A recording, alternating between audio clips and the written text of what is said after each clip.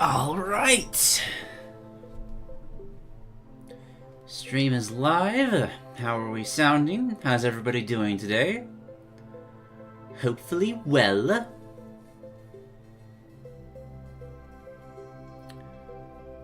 Sorry that I think I missed 2 weeks. School has been insane. Trying to learn Calculus 3 and Physics 2 over the accelerated summer 5-week schedule. I am dying right now.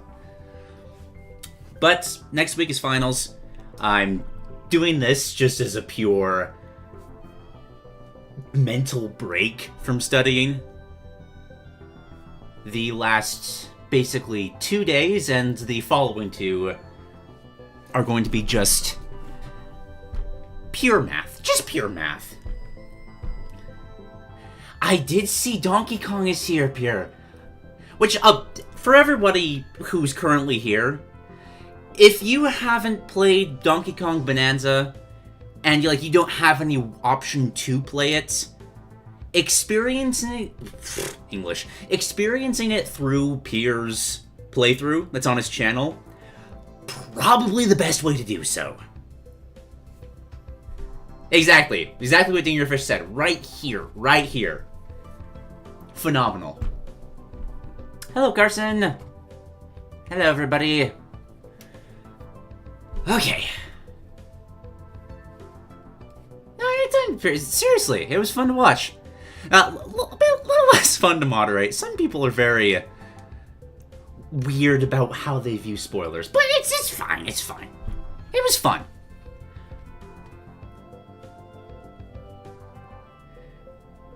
Might actually have been one of the best endings to a video game I've ever seen. It was so impressive.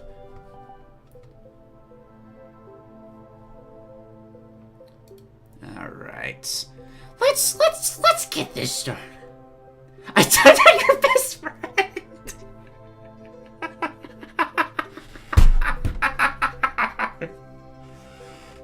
Whoops. Well, was it me or Silvery, though? Because we were both, just playing whack-a-mole with people. Trying to talk about a reveal, 10 seconds before it happened, which is just... timing! Just timing. It's fine. Let's get things started off. As always, we are going to be covering another Heavenly Havoc concept, because BC Omics is it B Comics or BC Omics? I should have asked this way sooner. But anyway, this concept is amazing. We're gonna keep exploring it a little bit more. Let's swap over the music. Let's go down to... Hey, Age of Empires. I like Age of Empires. It's funny you're saying that, EC, because after the little teaser last time, I need to see what the hell's going on with Loki.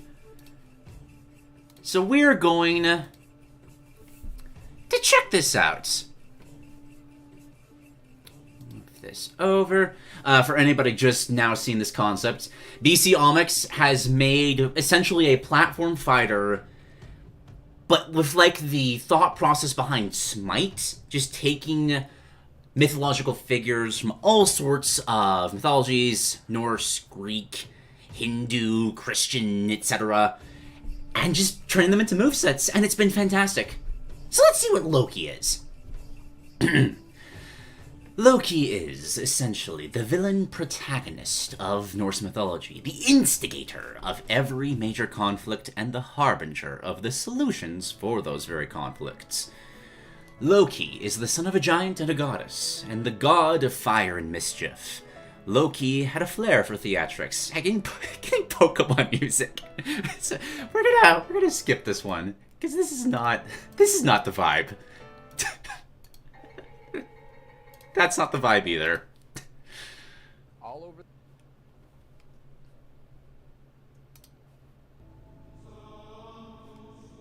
Sure. It tends to cause chaos, often causing problems for the rest of the gods, such as shaving the hair off of Thor's wife, stealing jewelry, nearly unwittingly offering Freya as a bride to a stranger, and most importantly, tricking the blind god Hod into killing Baldur, kickstarting the events of Ragnarok. Nearly all of Norse mythology essentially follows the structure of Loki does something, then he has to team up with another god to clean up his mess. Unfortunately, that mess eventually culminates in Loki being tied to a rock for what is supposed to be eternity. However, Loki is prophesied to one day break free of the rock and lead the fire giants, Muspelli, specifically Surtur, into battle against Asgard, dueling with his former friend Heimdall and causing the death of all the gods in the fateful end of the world. Loki is a trickster god who has to rely on his wits to achieve what he wants. He is prophesied to kill Baldur during Ragnarok, but he is unable to do it himself. Baldur far outclasses him in strength and speed. So he tricks Hod to do it for him. He forces other people to make mistakes and uses his smarts to climb himself out of the trenches. Thus, Loki is a bait and punish character. Part of his game plan is antagonizing the foe, and frankly being a nuisance to them, swarming them with mischievous and frustrating attacks to bait them into making hasty plays, only to counterattack with strong reversals to pin the opponent down and cause their own personal Ragnarok. However, with poor mobility and light weight, Loki can't afford for any of his plans to go wrong. He is slow and he is light. In Norse mythology, Loki fights with a weapon he created called, Leviathan? Is that what the word Leviathan is? No, that comes way, way earlier in history. Levetia. If someone else will pronounce that, I'd appreciate it. However, historians can't really agree what this was exactly, with it varying anywhere from a sword to a magic wand. For the purposes of this moveset, I am interpreting this weapon as a wooden dagger. Levatian. Okay, cool. With mistletoe along the edges. The dagger is well associated with a deceptive and backstabbing person. And mistletoe is Loki's weapon of choice for killing Baldur, because of incredibly stupid reasons. Hey, now, you can't call the weird mythological weaknesses stupid. It's part of the charm. While this is not something it's explicitly capable of in the original Norse myths, for the purpose of this moveset, the dagger is capable of temporarily shape-shifting into animals, much like Loki himself is able to. Interesting. Okay, going through the attacks. Keep in mind that this is supposed to be like bait and switch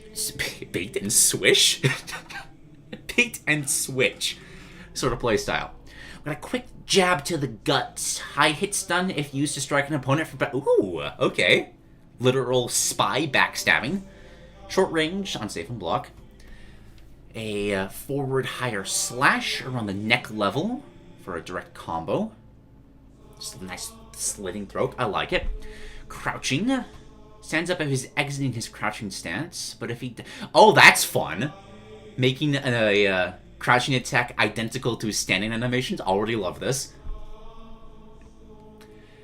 Shrugs, revealing the dagger is gone. The dagger suddenly reappears out of the stage and stabs upward out of the ground like a wooden... Fine. I like that. Just creating a little stalagmite of wood. Cool. Air, quick diagonally downward stab. Descending. Cancels descent immediately instead as a full circle slash around him. Ooh! Okay. So whereas most other characters use this descent attack as, a literal descend, get back to the stage, this is more of a stop immediately and hit whatever's around you. You can use this as many times as you want in the air. That's so annoying. Just being launched up to the very top of the stage, and he's just using it 15 times to avoid... This... Oh, he's a Jigglypuff! Oh, God! Ew! Just staying up in the air forever, and he can just hit you any of those times. That's awful. I love that for Loki. Okay, medium. Alien isolation music? Okay. Imagine to use that. Exactly. Exactly. Alright, medium attacks. Begins the same motion he does with the standing leap, but a leap? What the hell is with my English today? Whatever. Instead of executing the stab, he'll jump backwards, potentially avoiding an attack, then stabbing forward as it morphs into a serpent. Ooh, okay. A little bit of a Jormungandr reference there. Covering the same distance as his original jump back. Great attack for faking people out. Calc 3 is... You have no idea. Ugh. English is no longer my second language. Math is. That's actually so true. Because, like, I work as a science writer for my university. Math is absolutely the first language for math majors. And it is so hard getting them to translate their work back into English. And it's infecting me now. Ah! Partial derivatives and Green's theorem. Where was I? Oh yeah, similar animation to the regular stab, but then he jumps backward. Which is just neat. Oh, hello, camp. Forward, a low to high strike. It's just some basic covering various avenues of approach. He needs some of those. Air, Loki will do a dagger toss diagonally downward like a dart. It will when hitting the ground, an opponent will reappear in his hand. Leaves you vulnerable, but it's great for harassment. So, like, okay, bit of a chic needle almost. Probably hits a little harder. Imagine not being able to talk on the air. I'm trying. It is a skill issue. Let's be honest. Descending, will throw his dagger diagonally down. It's the same as that. I love the similar animations. That's just so mean. However, this time Loki's hand will turn into a snake and continue biting onto the dagger. As the snake extends, Loki gives a wave at the camera. Love that. And then follows the dagger. If anyone passes by Loki or the dagger during this plunge, they will be dealt large damage as Loki creates a magical explosion of Nordic runes. Use if you think your opponent is expecting you to throw your dagger and is trying to shield or weave around it. Okay, okay. So kind of just clotheslining them while making them think that you're just using a projectile. That's just mean. Yes, exactly, Spud. It's just a fuck you character. Alright, heavies. Standing, disappears and reappears a little bit in front of him, facing the other direction with a stab. It's literally it teleports behind you and stabs. I wish BC was here. I want to know if this also has the same application as the, like, if you stab them in the back, it does more damage. This is God of War. That's perfect. Which song is this from God of War? Hammer of Thor. Bit disrespectful to Loki, being honest, but it works. Forward, transforms his dagger and has the front half of a wolf appear around it. It's got a Fenrir reference. Would swing the dagger forward as the wolf at the end of... Shit, what was it? Leviathan? Leviathan. Okay. Slower account of the wolf now being... Slower account of the dagger now being half of a wolf, but it's pretty powerful and decently ranged. He just smacks you with a wolf. Crouching, tosses dagger into the ground, and it will turn into a full wolf. Run straight across the stage and disappear when it hits a ledge, with the dagger returning to Loki. Initial throw also has a strong hitbox. You basically just throw a wolf at them. Sure, why not? Air, pirouettes from himself while holding the dagger. After the spin, transfers momentum into a diagonally downward stab. That's... ooh. Okay, this is interesting when combined with this one. Because he's just got a really weird downwards momentum. Because he can both stall out and immediately kind of just jut downwards with a heavy attack. That's really cool. What the fuck? I'm not familiar with this myth. Loki would transform into a walrus. If anybody knows that one, if they could describe it in the chat, I'd very much appreciate it. Do a ground pound using all his new weight and doing humongous damage.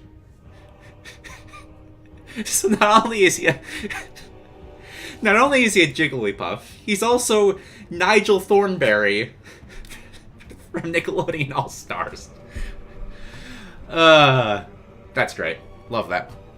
Alright, Conversion Attack. As a reminder, this is the specialized attack that gets mana back, because every god in this game has a mana bar. Loki's Conversion Attack will be of course it's a counter.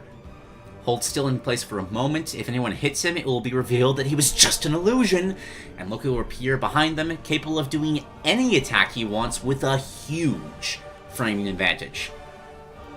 Only hitting the illusion regains MP. The follow-up attack is just a nice bonus. Post the Walrus and the Carpenter is the... Really? So, like, the Alice in Wonderland, sort of? No, that's not. That's something different. Is it different? I'm getting things mixed up in my head. It's fine. Alright, specials. These have all been fantastic in the prior concepts, and I'm looking forward to this as well. Mistletoe, of course. Materialize a bow, drop back the bowstring, knock an arrow, with his dagger becoming the arrowhead, launch it directly forwards, fast flying projectile, enormous damage. Go away, Pokemon. You don't fit the...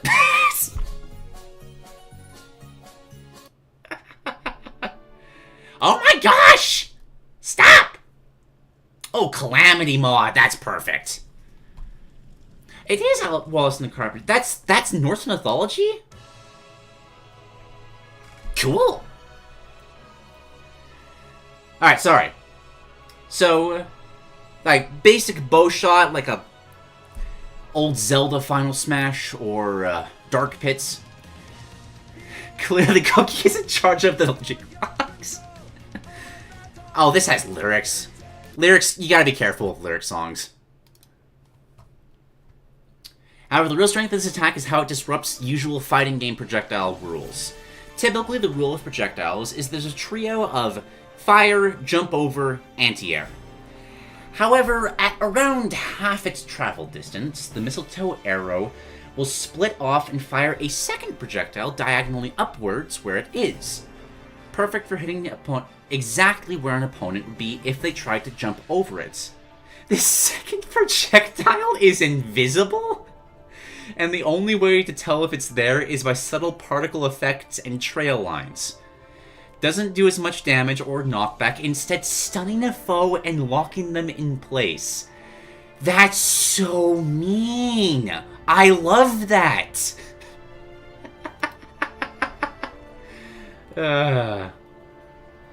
Forward, this is why we're looking at this. Because in the last episode, Ronald McDonald was made as a character for this concept, because, you know, of course, modern days, Ronald McDonald is essentially a mythological figure, on par with all the gods of old.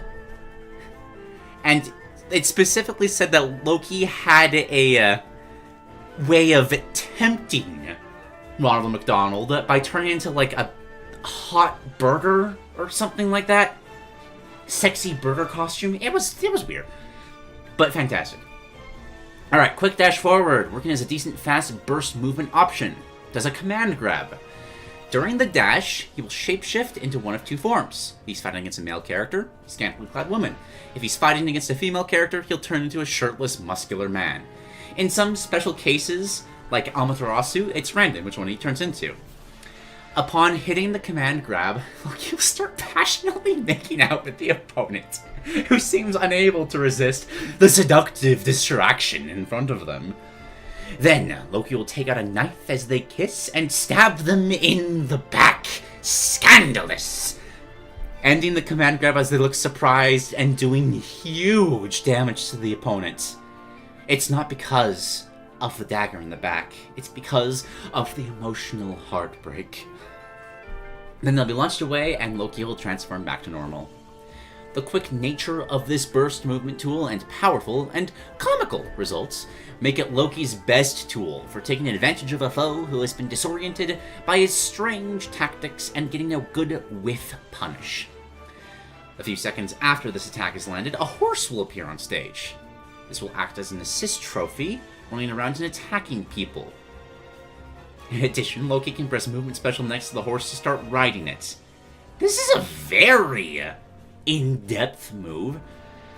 While riding the horse, you can move very quickly on the stage and jump high, but you're limited in terms of attacks. You can use the regular special missile. In addition, the horse has its own single light, medium, and heavy attack where it stomps and hits with its head. You can dismount the horse at any time by pressing movement special. Tapping movement special has Loki just get off the horse, whereas holding it down has him leap off the horse. Lots of just weird movement stuff to mix people up. Okay. You can shoot the horse with an arrow. We'll go into a mad charge forward. It just turns it into a very strong projectile. Sure. The horse will have... Oh my gosh, I just got it. It's Loki had a kid with the god that he made out with, and it's a horse.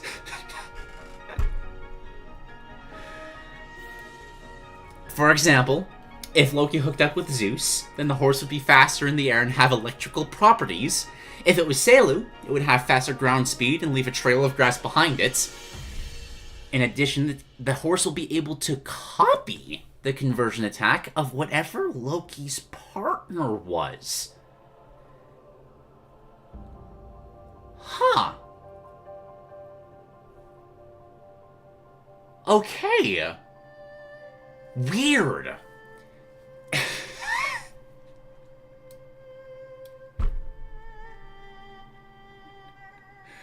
Essentially, Loki is the Kirby of the roster because he fucks the opponent and then gives birth to a horse with their powers.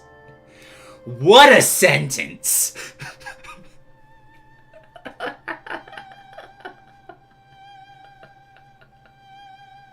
Hang on. This is important. I need to go back for just a second. I need to see a reminder of the list of gods that this can happen with. We got King Arthur. That's fun. Athena, Triple Gods, Jesus Christ. It does work with certain interpretations of Christian mythology. Or Pele. Although it'd be very funny if you had like a special interaction here where Loki goes in for the makeout and instead Jesus just gives him a hug, and instead of dealing high damage to Jesus, Loki instead gets healed tremendously. Like, there's ways to do this respectfully, you know? The Buddha as well? You need some special interactions, but this could absolutely work. Jesus Princess Loki. I love this concept so much. So much. Crouching! Yggdrasil redirection. Upon use, Loki will create a portal in front of him surrounded by the branches of Yggdrasil. This portal will linger in place for 5 seconds before disappearing. If any attack hits this portal, the attack will go through the portal, then appear behind the opponent. That's fun. Like a standard forward smash, and you just watch the fist come out of the portal and kick the opposing god in the back of the head. Kick, punch. Whatever. Loki's attacks can't go through the portal to get 3 hits on the opponents. However, he can do that with his bow. Then it will appear behind the opponent a decent distance away, so you can just shoot them in the back. Very cool. Muspelheim or Niflheim. Loki will disappear, then 2 portals will appear on either side of him. 1 fire, 1 ice. You can hold left or right to choose the portal he appears in. After exactly 2 seconds, one of the portals will open with Loki in it as he helplessly falls to the ground. I have been falling for 30 minutes! The other portal will collapse into itself as a black hole. Oh, that's really good! You give the opponent a 50-50 where you can easily punish him, or you get crushed. That's fantastic! Descending Bifrost Jump will surround himself with rainbow energy and then plunge downwards. Powerful downwards attack with some great kill potential, but there are 2 little tricks to it. First, you can cancel the attack. Just the amount of being able to stall his downwards momentum is so slimy, and it fits him so well. Stopping your plunge with a circular slash around yourself. If you hit the stage, a portal from the branches of each Drusilla will appear, like the crouching special, and a second one will appear a little bit in front of him. Like in the portal, when you land in one portal, come out the other, Loki will land through the portal with his Descension and come rocketing out the other one with upwards momentum. If you stop the Descension with going down, then you can stop the portal, so you can fake people out by using that just before you're about to hit the ground, or use this attack for tricky movement shenanigans, particularly in combination with the other weird aerial attacks. And for the movement one, has a unique movement special if he's standing next to his horse, because he can ride it around. If not, he turns into a fly. Okay, he can fly around freely, as apparently Wukong and Yofiel can, but it's slower than them. The real strength of his attack is a tiny... It's the... Oh gosh. What's the... Oh... Smash Ultimates, the Spirits... It's what's his name? The fly or the bee from Earthbound. It turns him into that, which is horrifying. You can barely see him, making you be able to disappear, lose yourself in the chaos of the fights, then reappear wherever you want to. Really, Buzz, thank you. If you get hit, you are a fly, so you're going to get launched everywhere. This is a theme and a half. This is Black Myth Wukong? I've never listened to the soundtrack of that game. Neat. But you know how flies are. They're shockingly hard to hit, and a good Loki player can be an annoying little gnat circling the opponent and forcing them to make mistakes. Fantastic movesets. One of the most dirty movesets I've ever seen. Which, like, that's what you have to do for Loki, right? Fun references to Fenrir, Jormungandr, whatever the horse's name is. I'm getting 2 names in my head mixed up. Regardless, fantastic. Absolutely fantastic. Gonna read the extras too? Are there extras on this? Oh, yes, absolutely. Oh, have those been on other... Have I been missing these, or is this just on Loki? Sleipnir. I was thinking Gleipnir, but that's Odin's spear. Okay, we got an arcade mode for Loki. I'm so excited. In the beginning, there is a huge boulder in the middle of a raging winter. The camera spinning around the rock reveals Loki, shirtless and covered in scars and acid burns, chained to this rock as the cold beats down on him. Above him there is a huge snake, its mouth open and dripping venom. He looks in pain, yet mildly annoyed more than anything. Suddenly, another person approaches. A man in fur armor, with a beard and carrying a large horn. The snake hisses and charges toward him, but Heimdall blows into his horn, causing the snake's path to be swung off course. The snake falls unconscious on the ground next to them. Heimdall? Oh, I just wanted to talk without a third party, Lord Loki. Ah, Heimdall, nice of you to show up. I was oh so dying here. I just wanted to see how you were doing.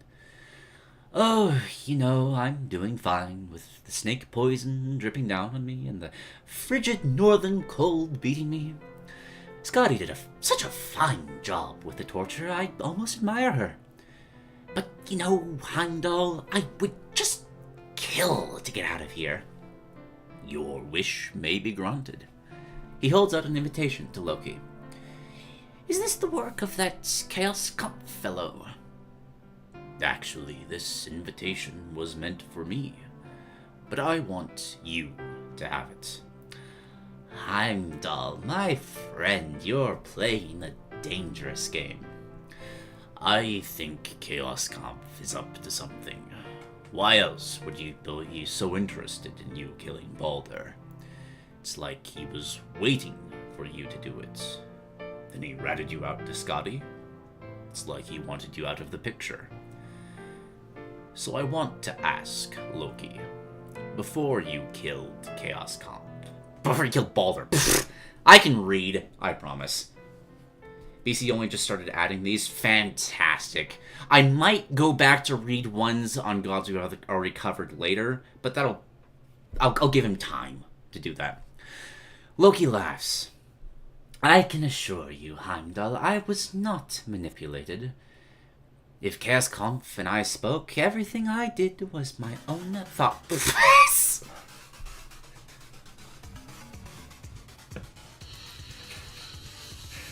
Not quite the vibe, and that's a Mega Man song. We're not going to do that one either. Give me something ice. Ooh. That works. No, it doesn't.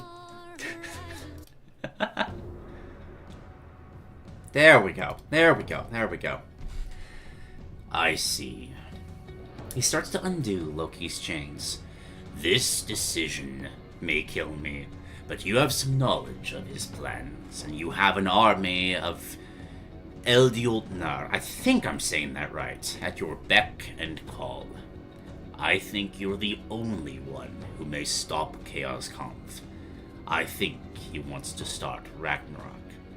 Oh, Loki, you are too... What the fuck? But of course, isn't my freedom a step towards Ragnarok as well? In spite of everything, Loki, I still trust you. You're a god, like us. Suddenly, Heimdall's eyes go wide, and he has a dagger in his chest. The snow starts to turn red around him, and Heimdall falls to the ground. Clearly, then, you haven't been paying attention. Loki prances away. Fantastic intro. Perfect for the character. No, yeah, it is very fitting in a way for Loki just to fuck with the jukebox. So, goes to the arcade mode, fights a bunch of different gods, gets to Tiamat, who is the Samurai Goro of this game. And after defeating Tiamat, stands above the dragon. Chaos Comp appears before him. Oh gosh. Hold on. What are you doing out of your chains? Oh, just moseying around. This world has such lovely chaos I would hate to miss. It matters not. You never spoke out. You knew the secrets. You knew Ragnarok was coming. Yet you did nothing. What can I say? Honor among tricksters and all of that. Suddenly, Chaos Comp is stabbed from behind by a second Loki.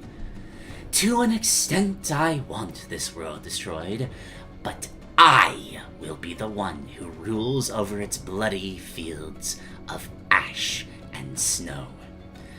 Your surprise attack is weak and pathetic.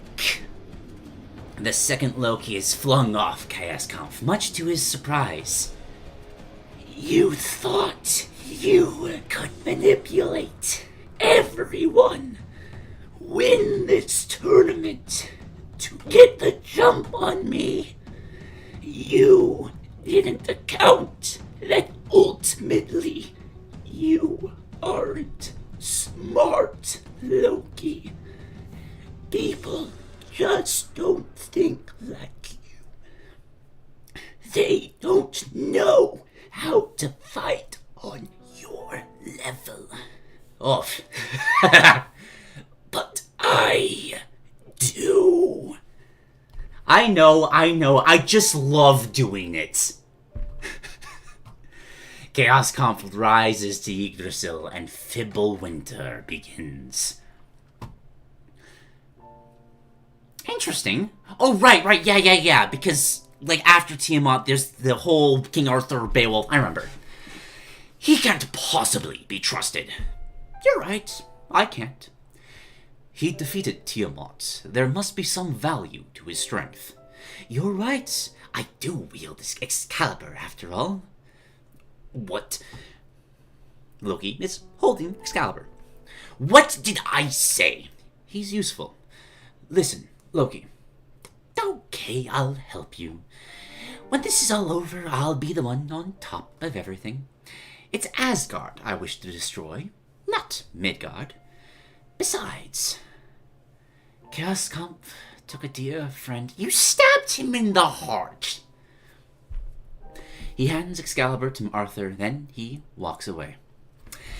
After defeating Chaos Kampf, for real this time, Loki would just sit down and watch the earth. Fibbulwinter continues, not stopping. Loki holds the tablets of fate and smiles as the world gets destroyed. This is very fitting music. Like, he's been messing with the jukebox, but this is spot on. Loki looks around and sees the ghost of ends the second I say that. And so it is completed. Ragnarok is here. All you foolish gods who laughed at me, looked down upon me, cast me and my children aside as monsters, are going to perish along with all of the 9 realms. The World Serpent looks Loki in the eye. It was said in Ragnarok, we would kill each other. It's our destiny. And you're dead and I'm not. I set a trap for you, Loki, and my death was the beginning of it. It is our fate. We kill each other at Ragnarok. Maybe I've defied fate. Maybe I've outwitted death. Is it that hard for you to believe in me? For once, my old friend? Suddenly an arrow flies in front of off-screen, hitting Loki in the head. Blood seeps out of Loki's eyes and nose, and he falls to the ground, dead. From off-screen, Beowulf and Arthur run to the top of Yggdrasil. Heimdall looks at them and nods. Loki lies on the ground, dead, clutching the tablets of destiny as life fades from his eyes and the screen fades to black. I like that. I can see secret ending right underneath that, but that's coming from the perspective of, like, other arcade endings in, like, Street Fighter and Mortal Kombat. I like that BC is following the myth. It's not just every god gets to take control. Because, yeah, Loki dies at the end of Ragnarok. But, if you get the secret ending, Heimdall's ghost appears again. It's funny to me how fate decided on Ragnarok happening. We're all gods, of course, but there's some sort of higher force still. Above us. Above Chaos Kampf. Something that dictates that I would kill Balder, you would kill me, my children would be monsters. You would betray me for it, and I would betray you in turn. It's a tragic story at the end of the day. Yes, and in the end, we were friends, and we are fated to kill each other. You've done your part. Perhaps I should do mine. I know about your plan, Heimdall. I picked it up as soon as I sat behind the humans.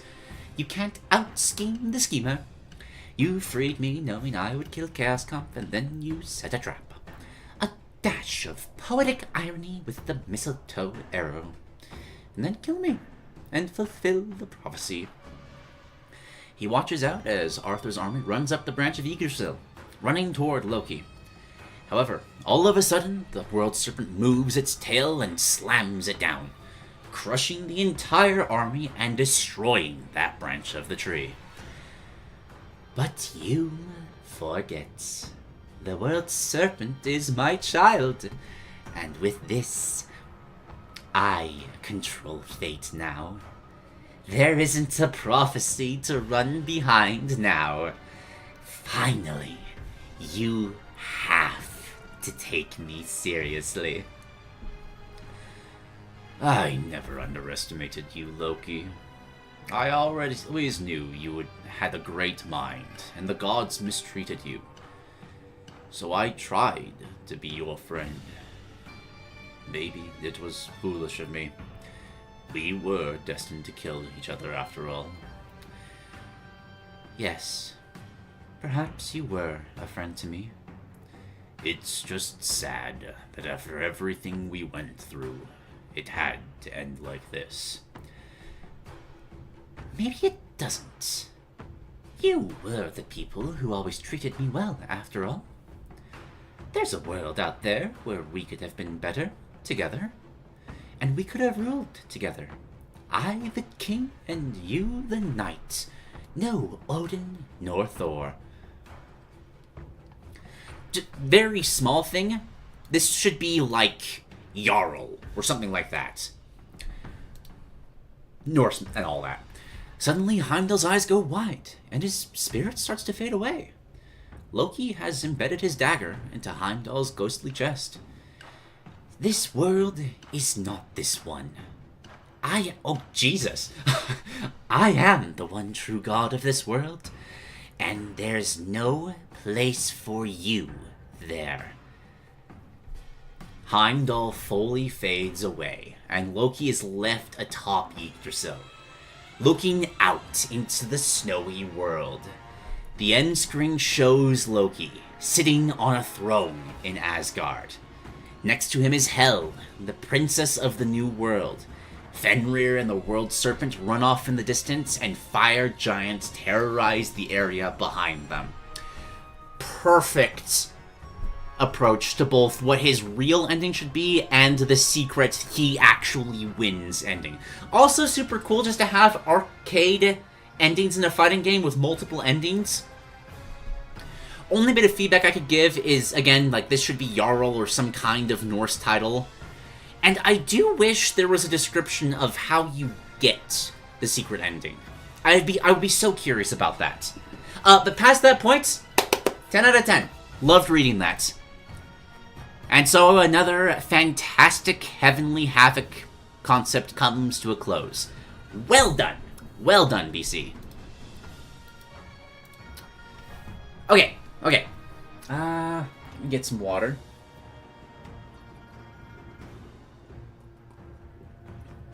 Because that Fiddlestick's voice does take a lot out of me.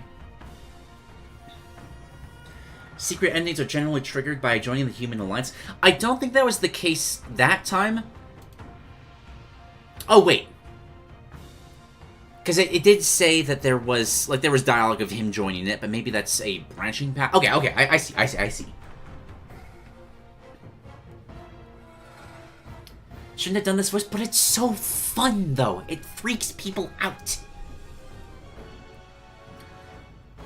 Okay.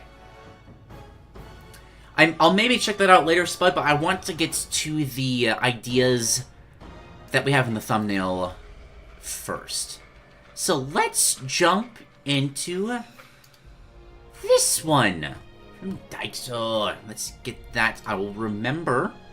Look at that. I remembered to change the offer.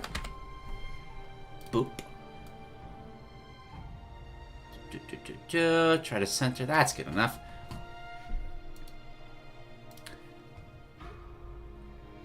Which, as you can all see, has a profile icon of a Sandshrew with googly eyes, and apparently this is a mystery dungeon-esque game following this Sandshrew.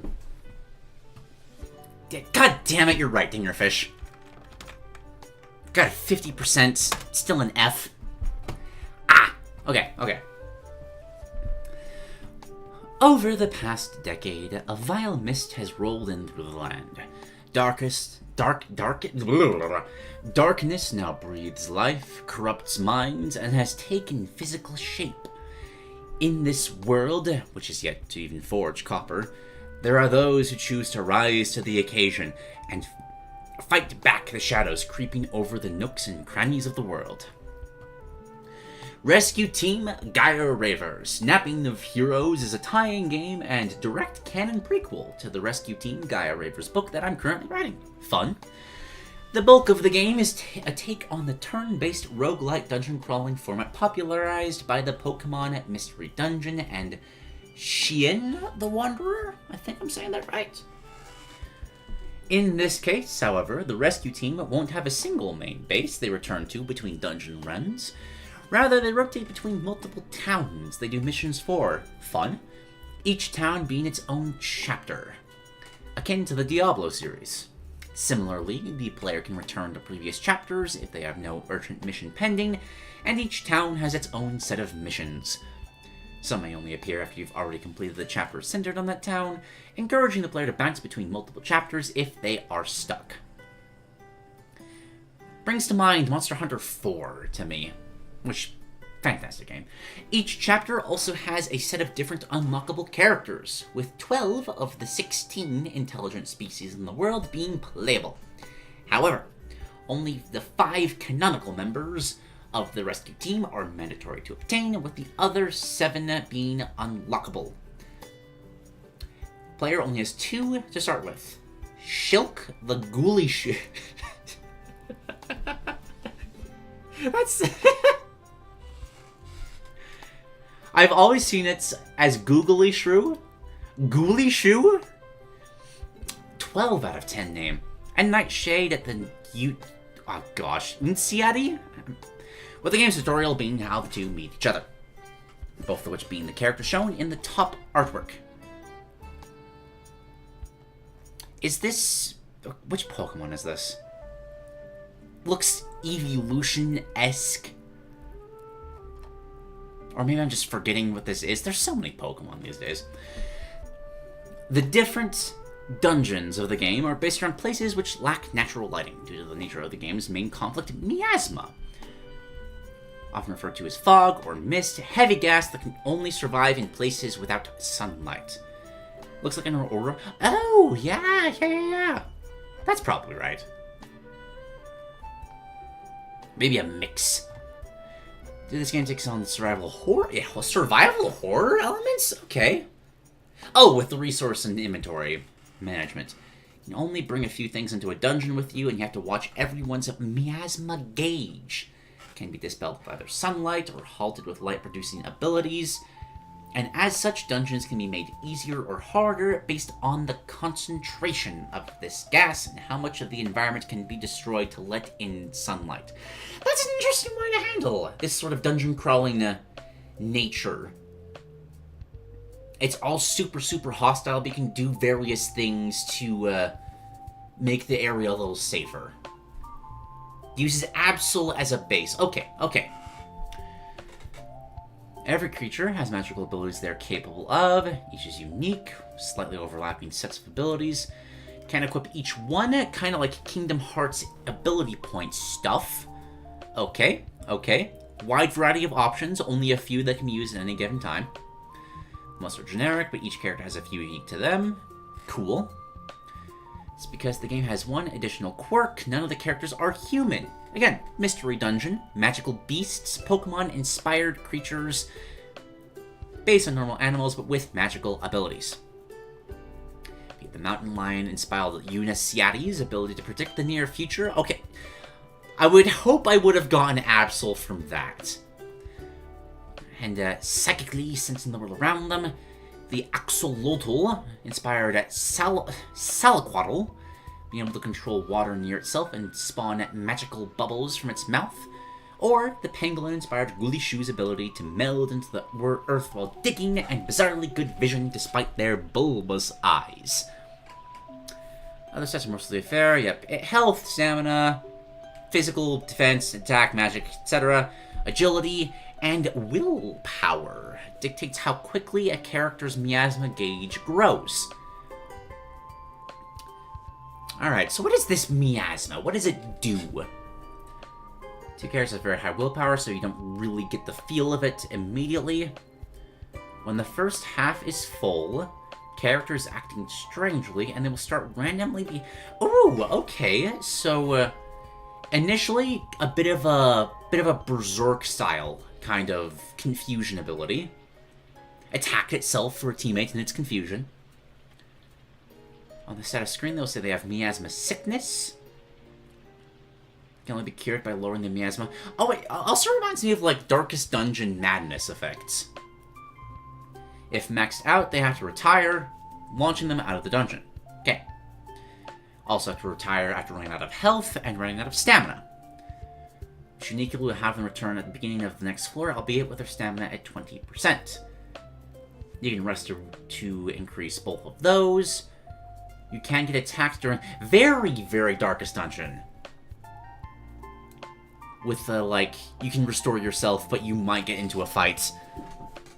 Darkest Dungeon matters for the primary expression. Cool, very cool. Fantastic game, highly recommend. Gameplay summary. Two main characters, Shilk and Nightshade. Shilk is the hero, Nightshade finds him equal parts admirable and reckless. Prologue focuses on how they meet. Optional tutorial, it's framed as the player choosing how to express Shilk's brazen naivety, be it him realizing he had never actually considered how dangerous this may be, except in the tutorial, or believing himself to already be fully prepared for anything. And Nightshade goes along to make sure he doesn't get himself killed. From there, the player recruits other characters through either story missions, namely other core members, Cole, a tortoise-like species called Testudoon. That's a fun name, Testudoon.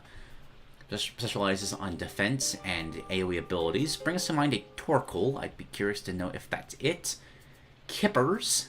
That's a good name. One of the Salquatl. And Thick. Fantastical type of waterfall called Netanseri, who can fly and utilize psychic powers for a good blend of utility abilities. A Psyduck inspiration that can actually fly, maybe? Or Golduck?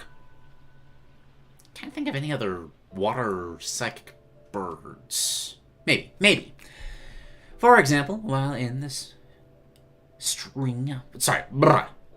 something. After clearing a string of side quests that flesh out the other different species of the world. Yep, that's Psyduck. Cool. What about the axolotl bee? Is that Quagsire? No. Maybe. For example, while in the book, a couple of the bear-like Ursurans show up. They both take background roles staying in town. But in the game, one can be recruited after a string of missions going to the icy Mount Laka. You got great names in here. Which leads to Shilk befriending Kaldmir. Oh, it's a Mudkip, duh. Okay, it's Kippers. And this recruited him after learning about his grandfather Snoke the Frostborn. Kaldmir acts as a powerful, physically oriented character that excels in missions. I'm getting either Ursaring for obvious reasons here, or is this the... What's the ice bear that looks terrible? Beartic, I think. Kaldmir then acts as a physically powerful, oriented character, but his complete lack of magical abilities makes him hard to build a team around. Most dungeons will have multiple missions like this that make up their story, unlike the single mission format in the book. On top of that, every town will have 3 to 5 dungeons you unlock through that chapter, totaling to 20 total dungeons to explore. Expansive game, I like it. Everyone has a dungeon master as a boss fight, often a miasma-infected version of it. Ursaring are normally Ursaring, but Kalmar specifically is a Ursaring Beartic. Ooh! That sounds cool. That sounds much better, actually. Like, maybe give it, like, a kind of a mane of icy spikes. Could be quite neat. Slight Italis vibes from Rivals of Aether. There's an EX difficulty for every dungeon, harder variant. Cool, cool, cool. After beating the game, you unlock Fallen difficulty, the final challenge for each of the game's dungeon. Fallen dungeons reset every character's level to 1, standardizes the floor count to 30, and ends with a guaranteed rematch against a powered-up version of that dungeon's master. I hope it's cool. It's an ice type. Boo! When you get into dungeon, for the most part, you're only allowed to bring 3. First time, yeah, mission for Shulk is required, but repeated, you can just use 3 out of the 12. Okay, cool, cool, cool. At the beginning of any dungeon run, every character starts with full health and stamina. Yep, what you would expect. Various goals: rescue, defeating a certain type, collecting materials, or just reaching a certain place. Afterwards, you're granted experience, as you'd expect. Team experience raises the minimum, so kind of an EXP share.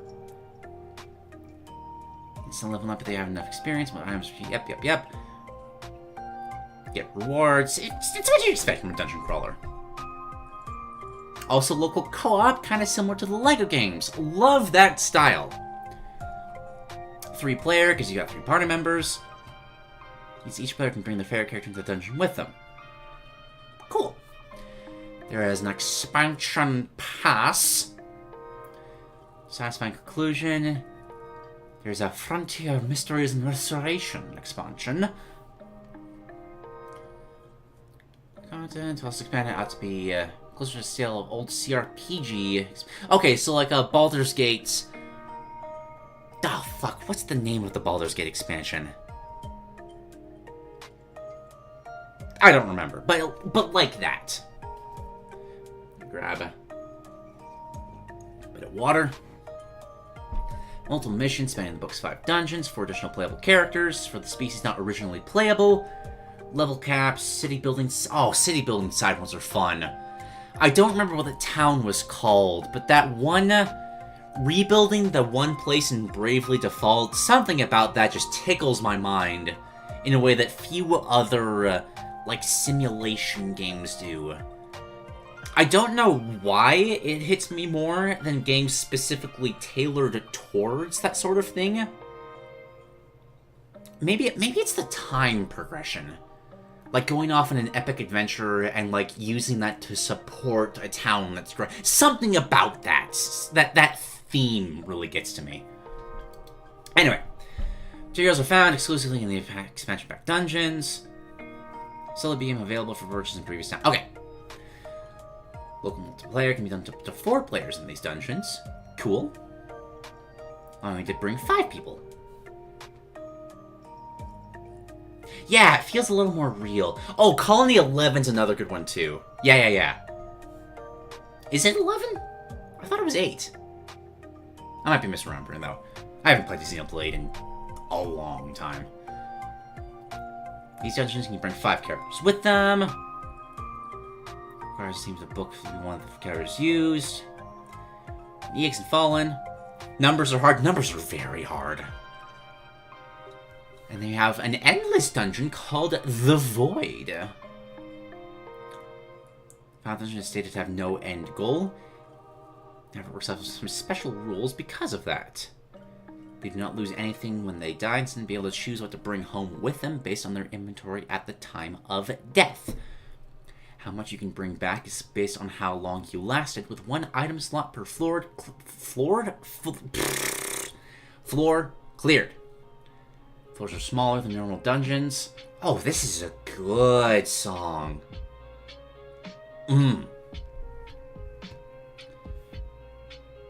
This area can completely restore your party. Wandering bosses. But the Void hides a secret of its own. If the player manages to make it down to the floor 100 of the dungeon, the deepest any dungeon in the game can go, perhaps a final challenge awaits them.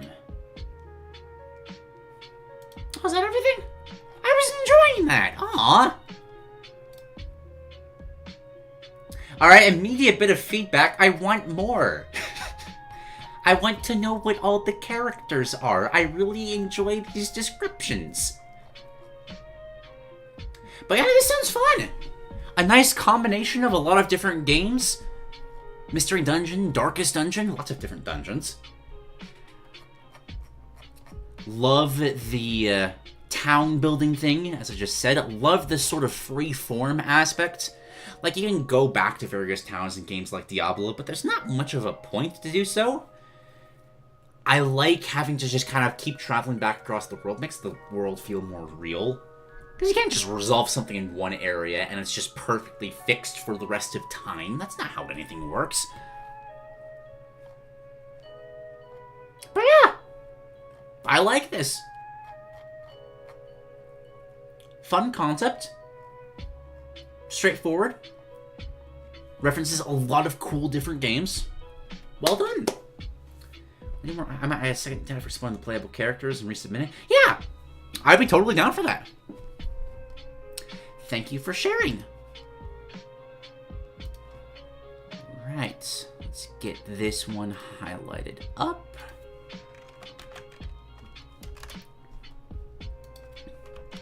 Oh, and perfect timing for Fletch King to come back, because let's real quick go into the other concept in the thumbnail. Boop. Boop. And a boop. Oh, whoops. Press. There we go. Okay. Oh, let's remember to do this. Oh, I love this song. I appreciate that, Tisa. It's fun doing the occasional super long concept, but especially after voicing Chaos Comp, I appreciate the shorter ones.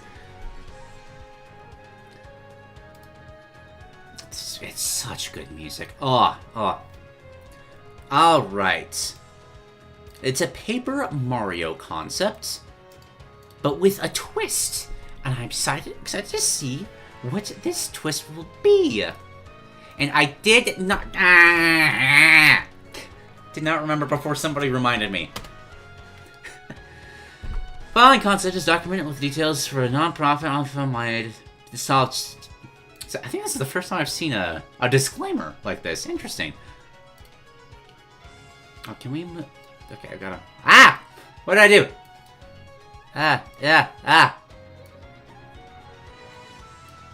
There we go. Does this fit with the? Gosh, I can't check. I only got one monitor. The twist is that Duke will never. Paper Mario: Recrafted Realms, a Fletch King original concept. Developer publisher systems. Late 2030s. Oh, we're looking really far into the future. Alright. Both the latest installment in the Paper Mario series and the major... It's gonna take that long to get a new Paper Mario? Damn, what happened? Super Mario RPG just gets like 5 sequels and completely overwrites. The remake of Thousand Year Door can no longer be touched. And the series is just doomed forever. Move it slightly to the right, texting at the bottom is... Thank you, appreciate that. How about here? Modern Pyramid Trilogy, Sticker Star, Color Splash. Oh, we're going back to that. Okay. Plot follows Mario and his newest companion, Novello, among others, embark on a grand voyage across the unknown ocean after a vacation at Marinova Metro goes awry with the arrival of a strange cloud, which separates Team Mario and brings weird phenomena. gameplay takes the formula established by Thousand Year Door in the battle system and the player progression, while its overall exploration and puzzle solving take after the modern games, making the best formula for both veterans and newcomers. Story. Prince Tuber of the Truffle Kingdom has invited Team Mario, Luigi, Peach, Bowser, Donkey Kong, Yoshi, Wario, and Captain Toad. Curiosity question here. I know Mario, Peach, Bowser, and Luigi. Have these other characters ever been in Paper Mario? Actually, like, most of the Mario cast has never been in Paper Mario, right? It's kind of just Mario, Luigi, Peach, Bowser. And, you know, Toads, but... Yoshi kind of... Yeah, there's the one, like, baby primal dinosaur. But not like Yoshi. Oh, sorry. I'll try not to do that. Oh, you mean like with the actual colors here. Agreed. Like, I can see the obvious color progression. Can I highlight this and make... Okay, yeah. There's a workaround. Gameplay. For the majority of the game, the player takes control of Mario as he travels across several locations, mostly found in the unknown ocean, like he usually does in the prior games. Begins the journey, basic skills, jump, hammer bash, shell defense, and blaster volley. Is that using the guns from Mario? Enjoyed it immensely. Also, I just completely stopped reading the story. I'm sorry. Let me go back for a second. We bring all these characters to go on an adventurous vacation at Marnover Metro, both to experience the Comet Gala and investigate the rarest phenomena. Unfortunately, the festivities were postponed with the sudden arrival of a previously unknown phenomenon, Cumulonimbus Cataclysmos. Wow! That's a great name! A sentient storm cloud responsible for Team Mario's separation, the near destruction of Marnova Metro, and the seclusion of many islands. With assistance provided by Novello the Living Tome, Captain Salty of the SS Miralouve, and Rescue 12 International Defense Agents. These are great titles. Loving the world building already. Mario goes on a seafaring adventure across the unknown ocean to rescue his friends and undo all the damage caused by Cataclysmos. Alright, okay, going back to the gameplay. Got the basic skills. Most important skills uses are Magicraft moves, confronting an enemy with either physical contact or use of preemptive strikes. So yeah, you can hit people with the hammer to be able to start battles. To win, must eliminate all team members, which rewards with EXP, talent points, currency, and several items. Okay, yep. It's a turn-based RPG. During the voyage, Team Mario encounters various friends and foes while traversing across multiple islands within the unknown ocean. Whether they are party members who join the quest, fresh and familiar citizens, or part of the assorted assembly of enemy species. Mario and Novello will recruit party members from one of the two categories. Primary teammates who follow Mario during the exploration, and I think my internet just blipped. Are we still live? Hello? Are we good? We're live? Okay. Good.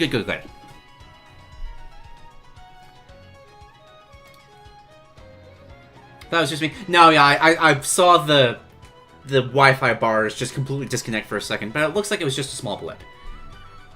I was just describing Co-Star cards. Reminds me of, like, Yakuza Summons, even though I never played those games. Citizens will also play a big role in Team Mario's voyage by providing services to them and rewarding them with Voyager ranks after rescues. Enemies will gain a major overhaul for both representation in the beast. I love bestiaries! Why doesn't every game have a bestiary? Bonus points if it's written by one of the characters in the game. Overworld. Paper Mario Recrafted Realms mostly occurs in the unknown ocean, an enigmatic expanse of long-lost islands plagued by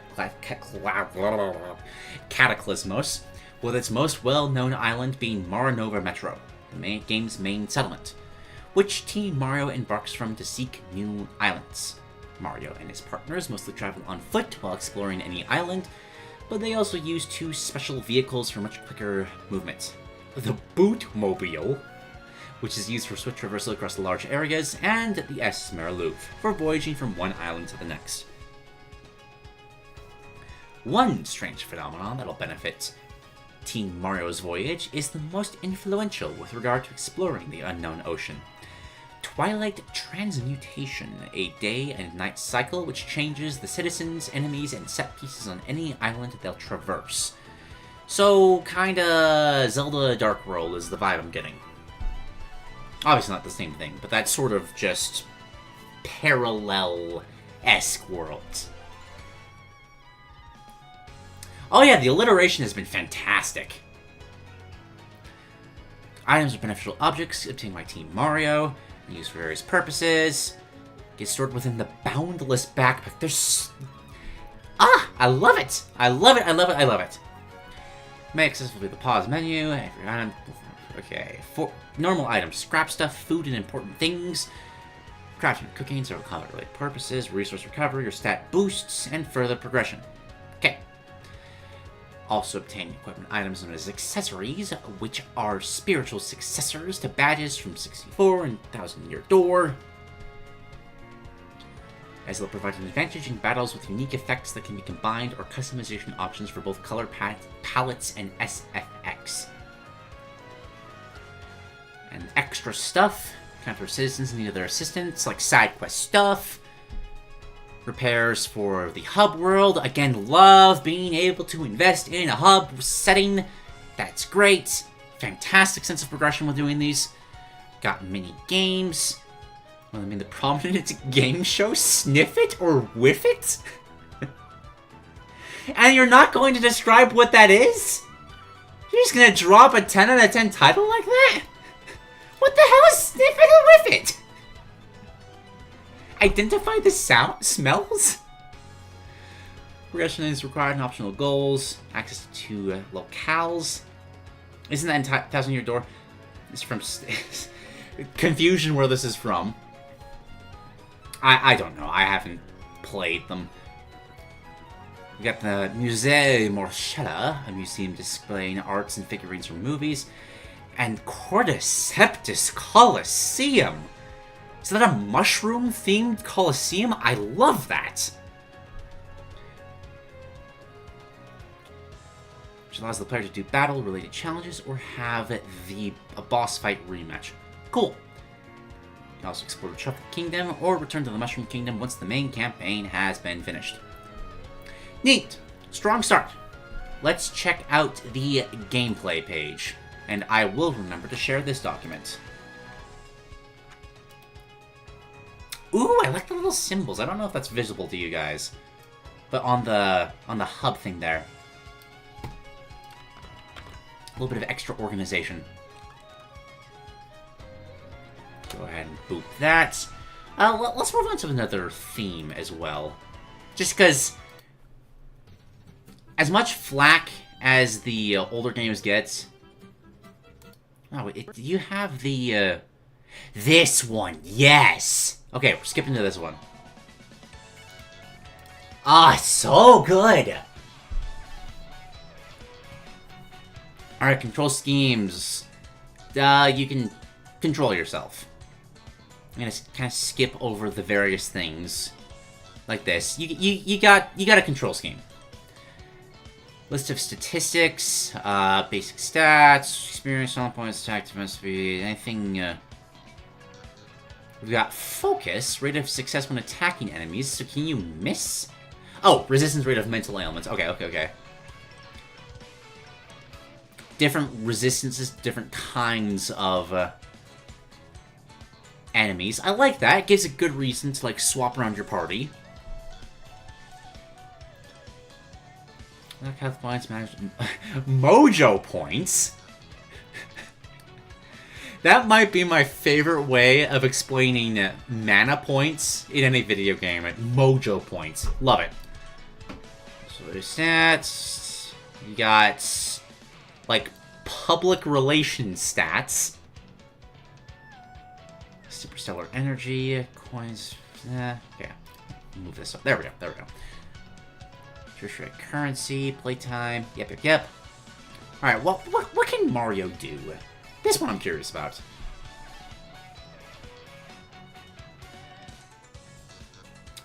Alright, you got the basic boots. You can jump on people, upgrading to a rocket jump. Fun. Got a good old hammer smack, a shell kick. Oh no! It's not based off of Mario and Rabbids. It's just a gun. That's the light gun, right? Or based off of the light gun? I'm pretty sure it is. Craft moves. Turn yourself into a plane, boat, or ball. Yep, based off of 1,000 Year Door. I've seen that. Turns Mario into stickers, allow them to roam unusual walls. Like that's the link between worlds, sort of just flying into the walls, being able to go around objects. That was a cool mechanic. Do please tell me if these characters are references or new, because I have no idea. I'm just curious what the balance between new and old is here. Ink Splash. Restores life to drain citizens and set pieces. And Flock Fold. Yeah, I'm assuming these are the companions from the previous 3, Yeah. Based from the games the reverse from. Okay, cool. Giving them a second chance at life. I like that. Got bank access, ways to heal people, ways to contact characters. Yep. Various item containers. Yeah, but just certain basic stuff you can do in the overworld. I don't feel too much of a need to read that heavily. I'm more curious about this stuff. Control. Yep, it's a turn-based RPG. Everything you'd expect so far. Various commands. And the player's wants action commands. Yep, got the cool sort of Mario RPG, time your button presses to the attacks. I'm surprised more games don't do that. It's such a good way of making turn-based RPGs more dynamic. Like, Clair Obscura was so successful, and I think that's a big part of that. Just because it is a turn-based RPG, but it lets you just do so much more. It keeps you so much more engaged.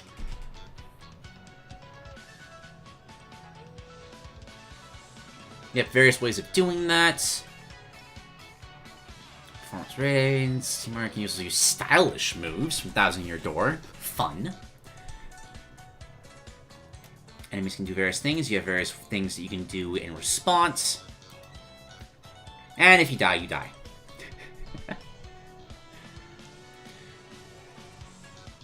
Alright, status agencies. This could be fun. Let's see this. Oh! Agencies. Is this like a gaming terminology, or did you just come up with this? I've never seen a counterpart to status ailments, but that makes so much sense. Status aidants. Cloudbound. Ride on clouds, avoid terrain-based attacks. 50-50 dodge. Lessen MP costs. We got a haste. Makes you something that makes you bigger, makes you invisible. Mojo warded. Protect from spells. A counter, thorns, rather. Reflect spells, regenerate various HP, mana points, S points, star points, that's what they're called in this game. Stat buffs, as you expect. Or ultra buffs. What's the persona? No.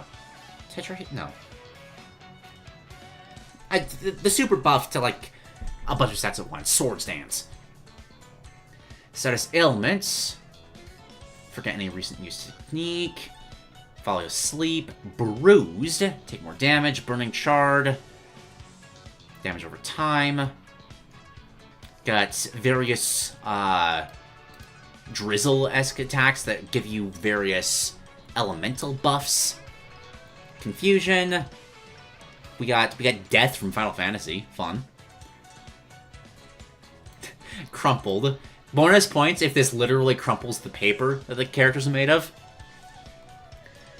Defamed. Can't see here what you want to do for the partners. Deluded. It makes you think they're winning the battle. Never seen that one before. That's fun.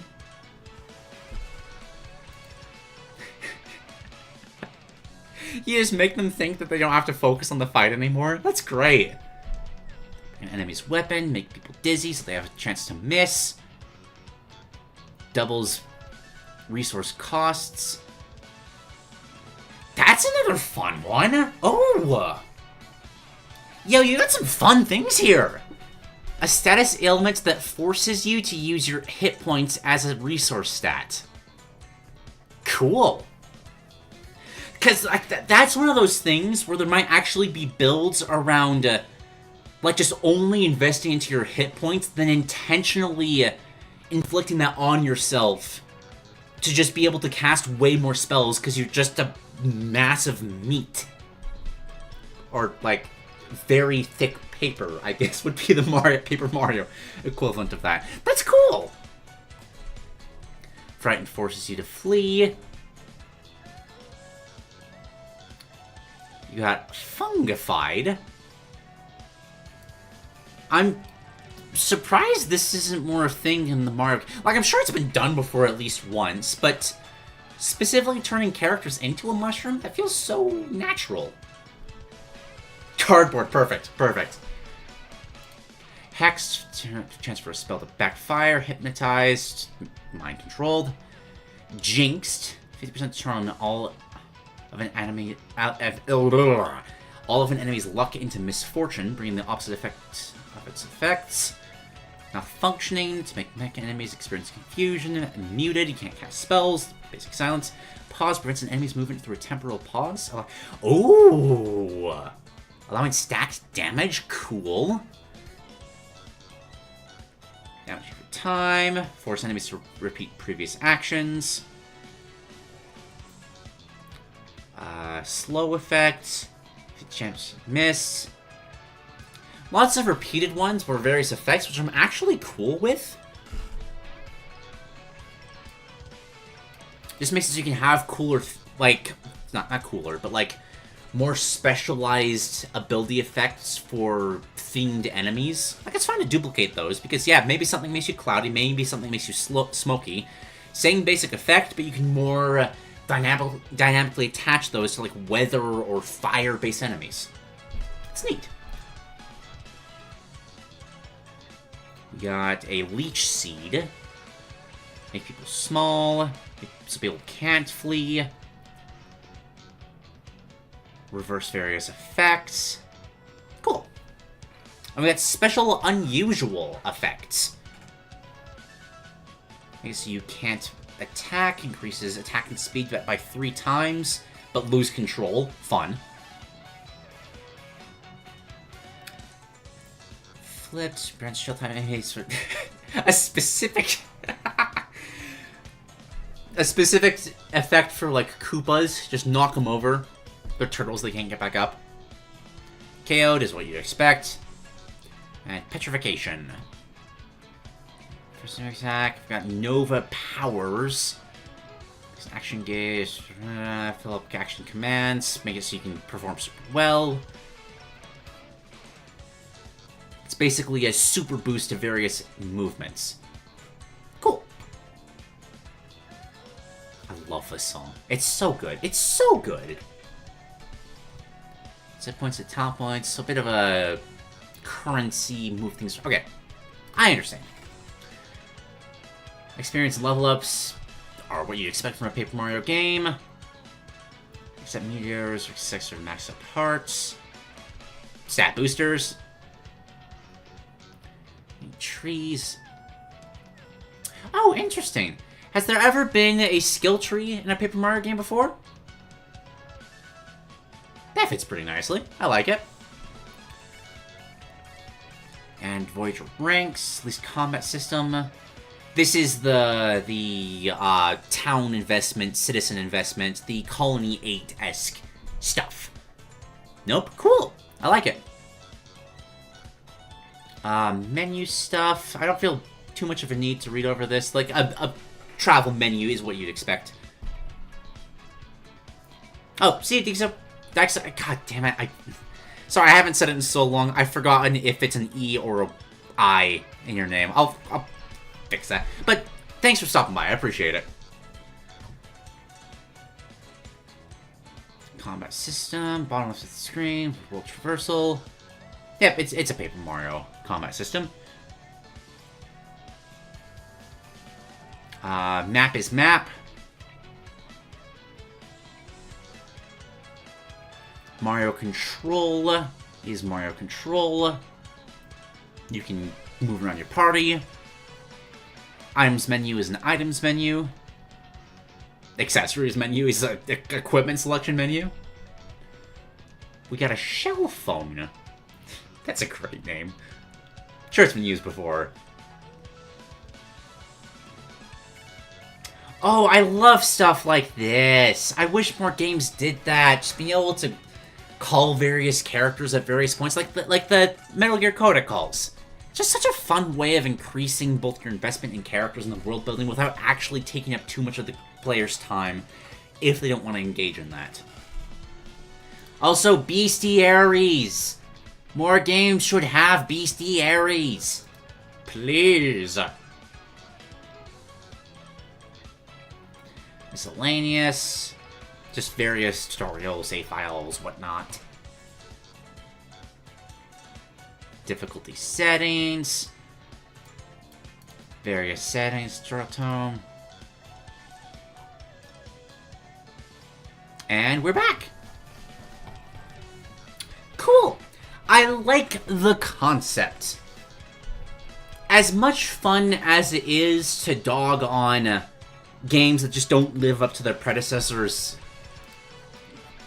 reputation, I do find a lot of value in revisiting mediocre games and trying to build them into something better. I can't remember if it was the last concept or the one before that, but the exploration of Fire Emblem Fates in a different light was so cool for similar reasons. Like, I think that's interesting. Because most games have some sauce to them. It's just a matter of, like, finding better ingredients to mix it with. Up, see you, bud. But yeah, thank you for sharing, Fletch King. I enjoyed that immensely.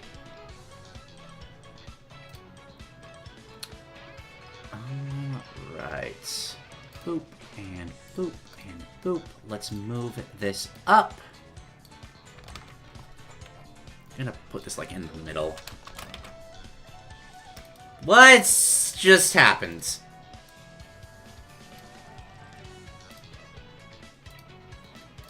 Google Docs had a slight seizure. Trying to copy and paste that.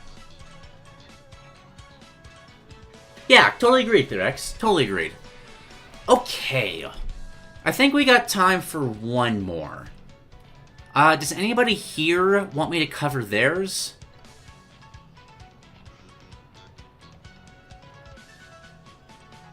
Why has this been...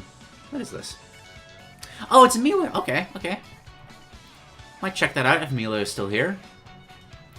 Have it down the bottom. Oh! Yeah, I'll explore that a little bit. Well, Oh, do I want to... Sorry, I'm having a hiccup because there could be problems with setting a precedent of allowing people to resubmit concepts that they've expanded upon after reading. Because that could, spiral into never being able to finish a Peasant's Perspective submission document. Because people just keep adding more and more and more to their stuff.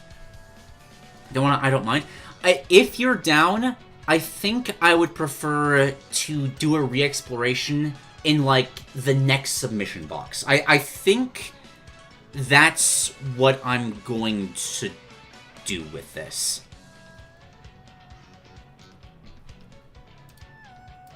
Deputy Last, I just want to take the single pair. I'll check what it is. But, like, this is not...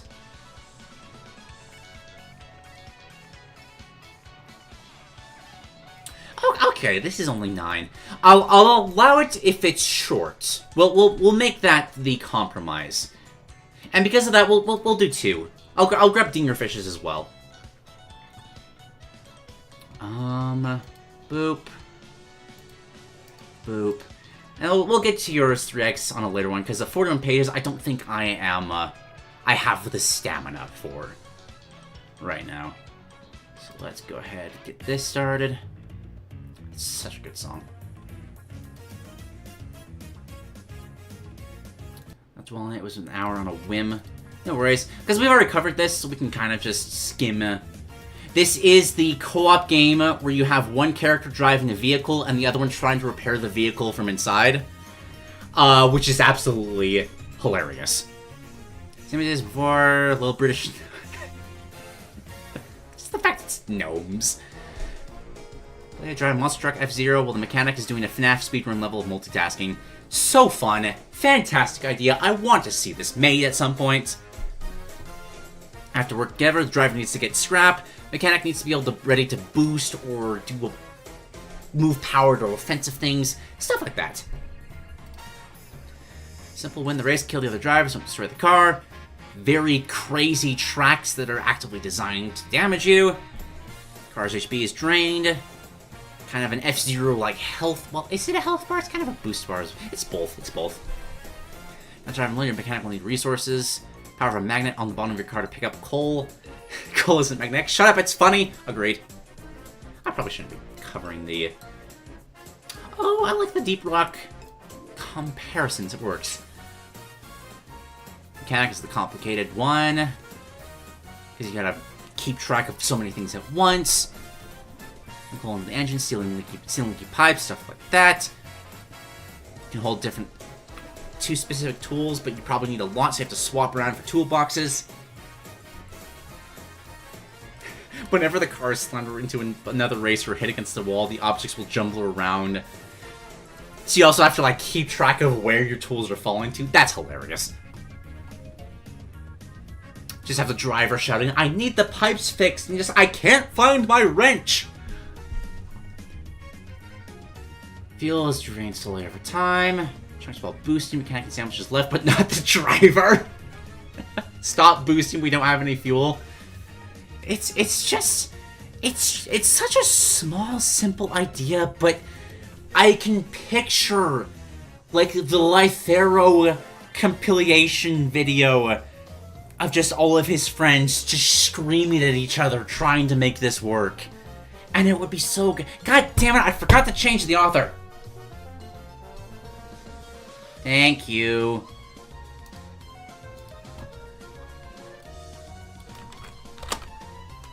I was doing good, but I forgot it. Oopsie doopsie. Okay, pretend like that never happened. Mechanic room is totally disconnected from the gameplay. Yeah, everything gets thrown around. You can devote one of your hands just keeping the toolbox steady so you know where your shit is. Anything can be thrown into the furnace tank if you drop seals.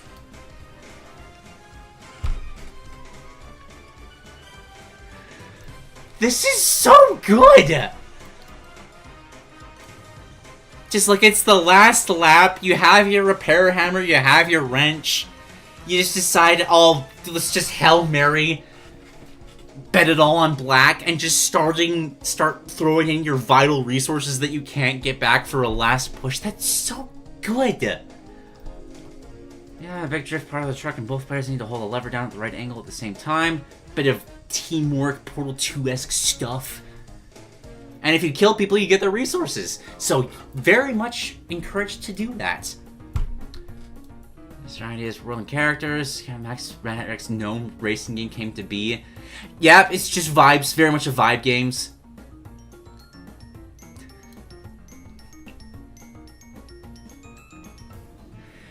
Okay, but like Garden Gnomes combined with 40k Orc aesthetics. Oh my gosh. I want to see artwork of that.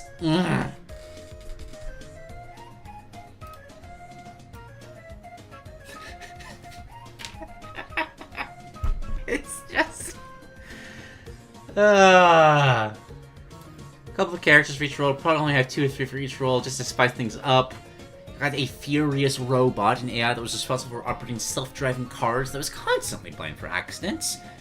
Joins this race to prove it can drive well, and despite its own previous owners. Crude and vulgar racer, but its own touch sensor beeps out any swearing. And an undercover dwarf that's infiltrated gnome society to try and get This is hilarious. It's just Wario, if you're being honest. Guys himself as a garden gnome, thinking that would work, not having any clue what they actually look like. Oddly enough, they don't notice and just think he's eccentric. Mad inventor, mental patient, jailed for crimes against humanity. Found that technically, since the races are community funded and public entertainment, taking part in them counts for public service. In that case, the homebrews cars without permission to do things that beyond what they should. And Fred. Just Fred. Just Fred. He's a nice guy. Audience member's dad or something. Just his normal mechanic stuff. He's your trusty car dealer down the road. Just a small pop shop. Invested on his own, built it from nothing.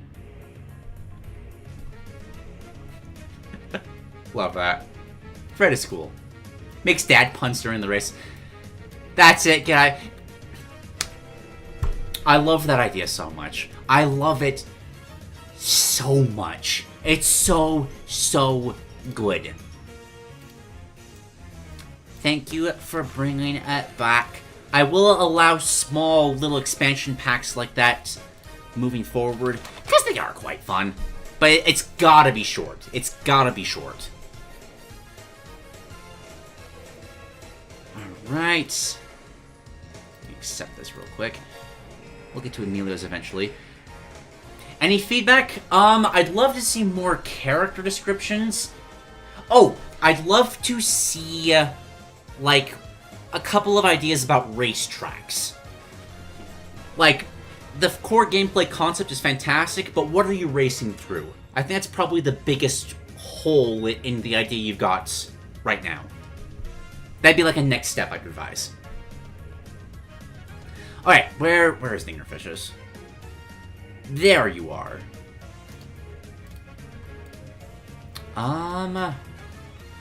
This is a Super Smash Brothers song, so let's just go ahead, search Smash Ultimate Original Music Playlist.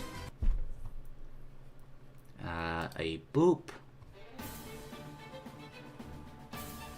Sure. The original Castlevania music. It's good. And let's get the link. And, oh, thank you, Fletcher King. Tease. Fingerfish. Move that to, like, here-ish. And let's go. Hello, I'm oh. Sorry. Boop. Hang on. The artist formerly known as Dingerfish. I'm not going to center that in the slightest. It's just going to be that. Alright. I've been watching Duke since 2018, and my first Peasant's perspective was a super... Oh, I remember that! The Mario Galaxy 3 thing. Read it back in 2022. I was 13 years...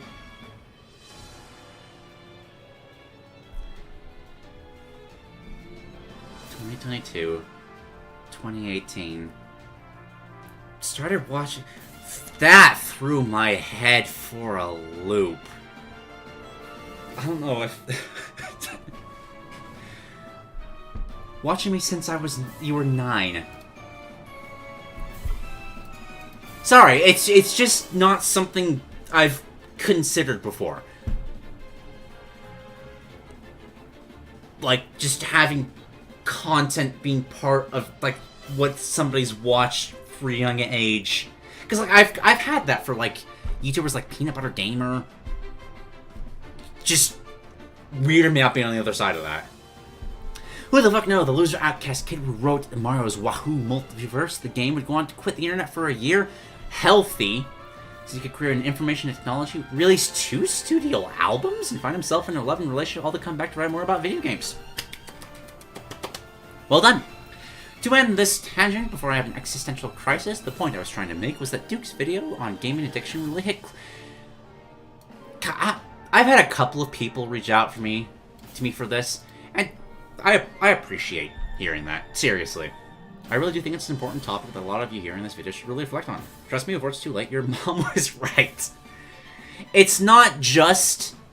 But, like, they can provide, like, a 10% shift in the wrong direction, which, depending on where your life balance is, can really knock things off kilter. Study for your exams, please. Fucking...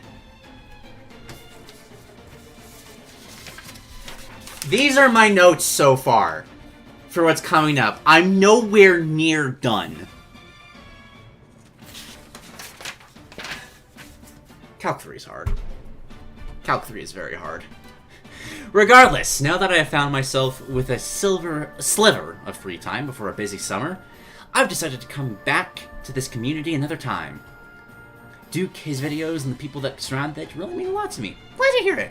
And I love contributing towards this community.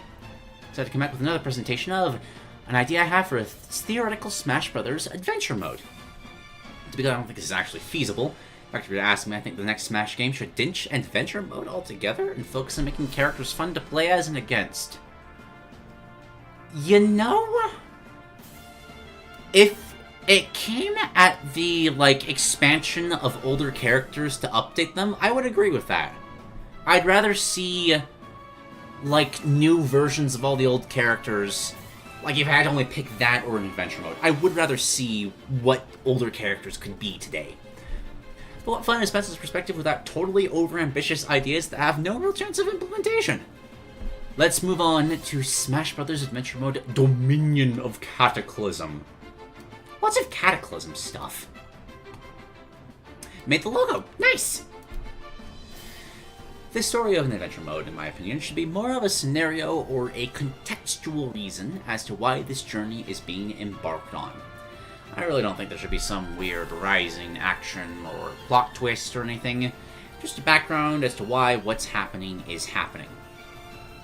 The adventure mode in this game takes place during the brand new Super Smash Bros. Tournament, a multiversal event where characters are invited from multiple different universes to all participate and compete, led by the hands. However, the tournament's beginning came a former mascot who is now a faraway outlooker seeking revenge on the hand he was dealt, and pursuing multiversal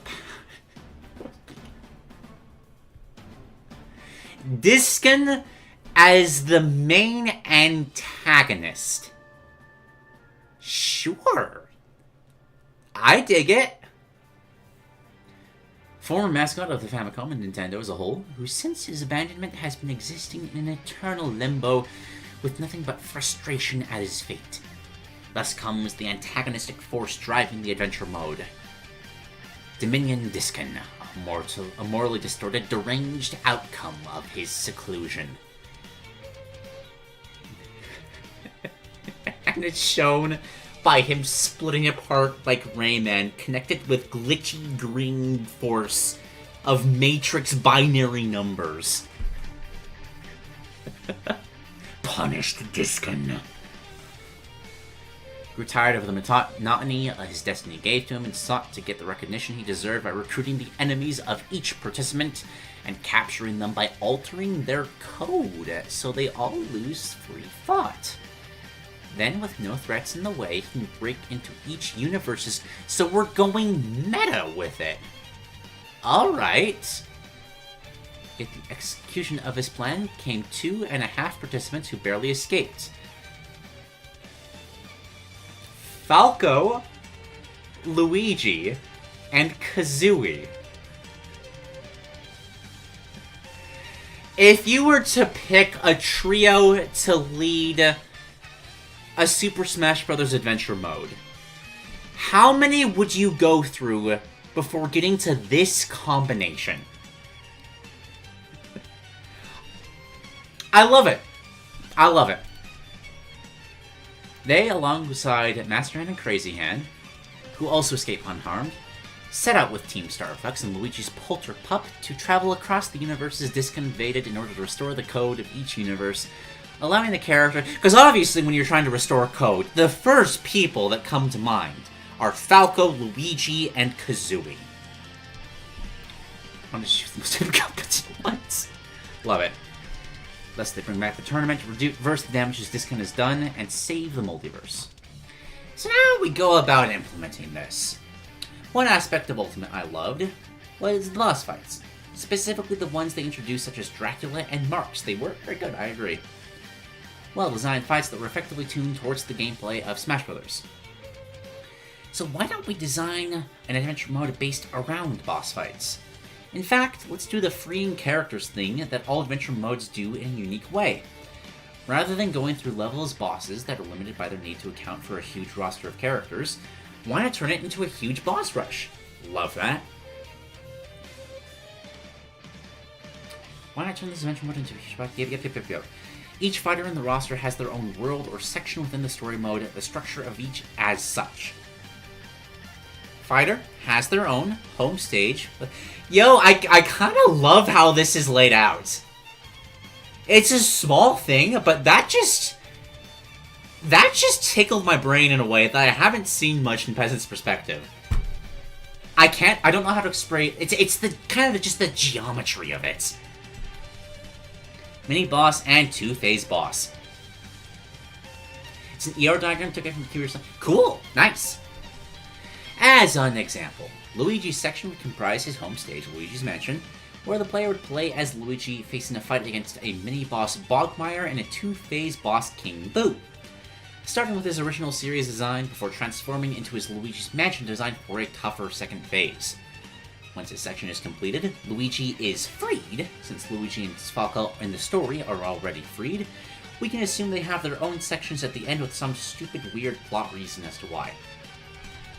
This essentially means each character has their own tailored to mini-boss and two-phase boss fights that the player must use that character to defeat. Easier said than done.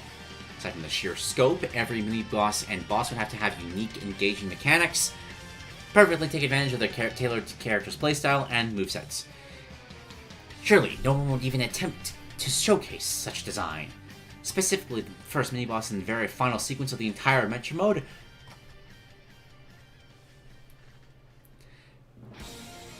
If going through the setup of a Smash Bros. Adventure mode, how many characters do you need to go to land on Fang the Sniper specifically? This has Knuckles as a playable character, sure. I've documented a lot of it further in an extremely outdated Baron Fantendo article from 2 years ago. There's a link to that for people curious. Just imagine using a character can side special glide, special pick up throw boulders. Yeah, okay. Cool Knuckles character. First character that gets freed. Sure. It's chaos. No rules. Down is up. Where is Mario? No, Knuckles. First mini-boss he faces is Fang the Sniper. Fights him in the air. Angel Island zones Knuckles be in the background. Standing on Tornado, but the idea of him getting an R-wing by...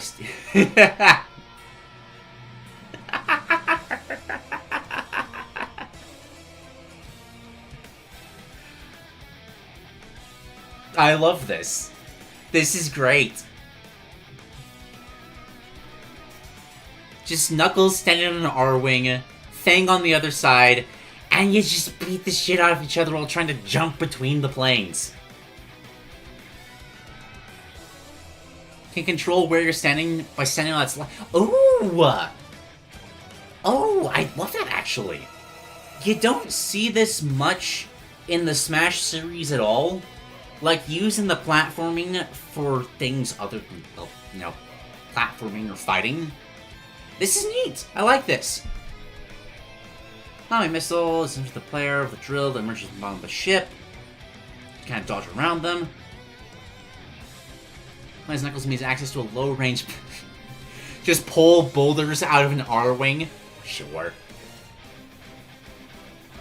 Just trying to move around to a point that you can just pelt the ship with boulders, like that. What really gets interesting is the third attack. As an armadilloid comes into the middle of the screen, a pop gun item falls onto the ship the player is standing. Once the player picks it up, a draw sequence begins where the small armadilloid holds a series of signs that display the words such as drawer, raw, and drag. It then eventually randomly decides to hold up a sign reading draw, where whoever fires the pop gun first when... I love this random Mario Party minigame interjected into a boss fight. That's cute. I like that. This is what I want to see in an adventure mode like this. Cool and intuitive mechanics unique to each boss fight. It doesn't even have to be a gameplay thing. Just details such as the use of foreground and background. Get a completely unique boss fight that's actually a chase sequence or a puzzle game. One idea I had was for Red to be a boss for Villager/Isabelle, where the character does not directly attack Red, but instead figures out which of his paintings are fakes, just like in the actual games. This is great.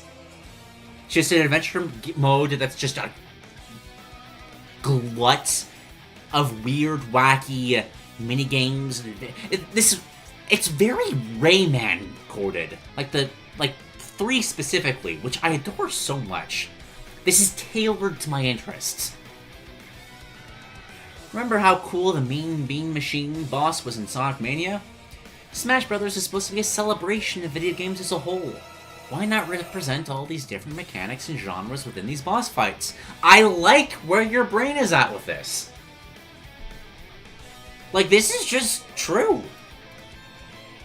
Like, disconnect from the wacky, chaotic hijinks. I just really agree with this. It could be such a great way to make an engaging, fresh experience with each fight while also alluding to the represented series. But why don't we go further? One of the only problems I had in... What is...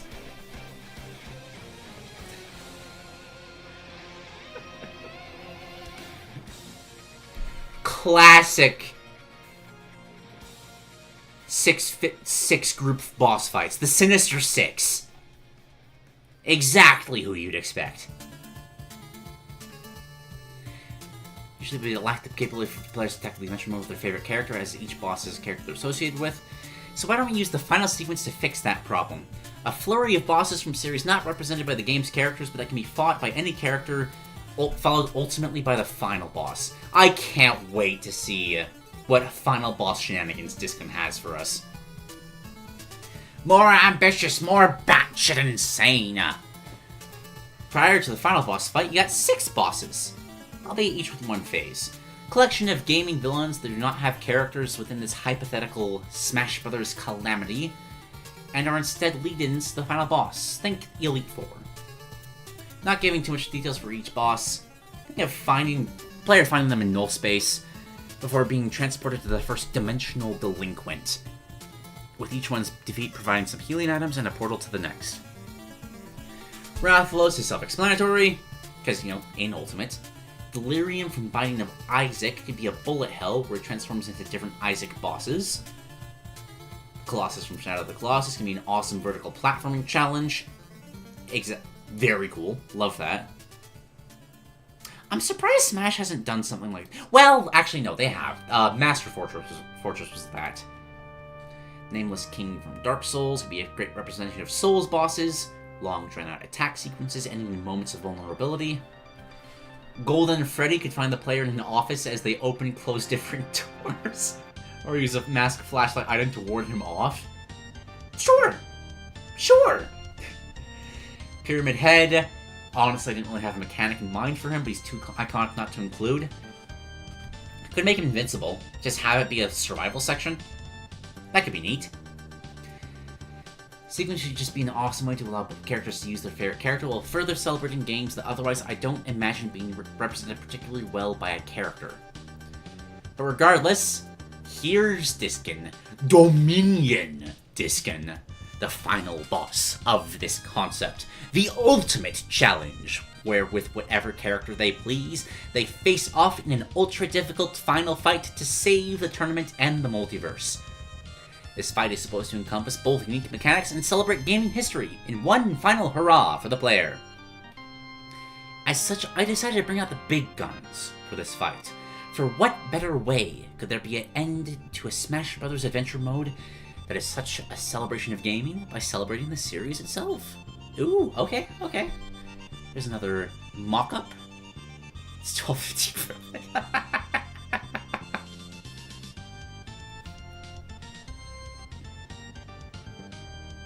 Got domain, discon, platform. This in the background. Performs hacks, the target top bottom half, switch providers, hit lasers, beams according to rather in patterns.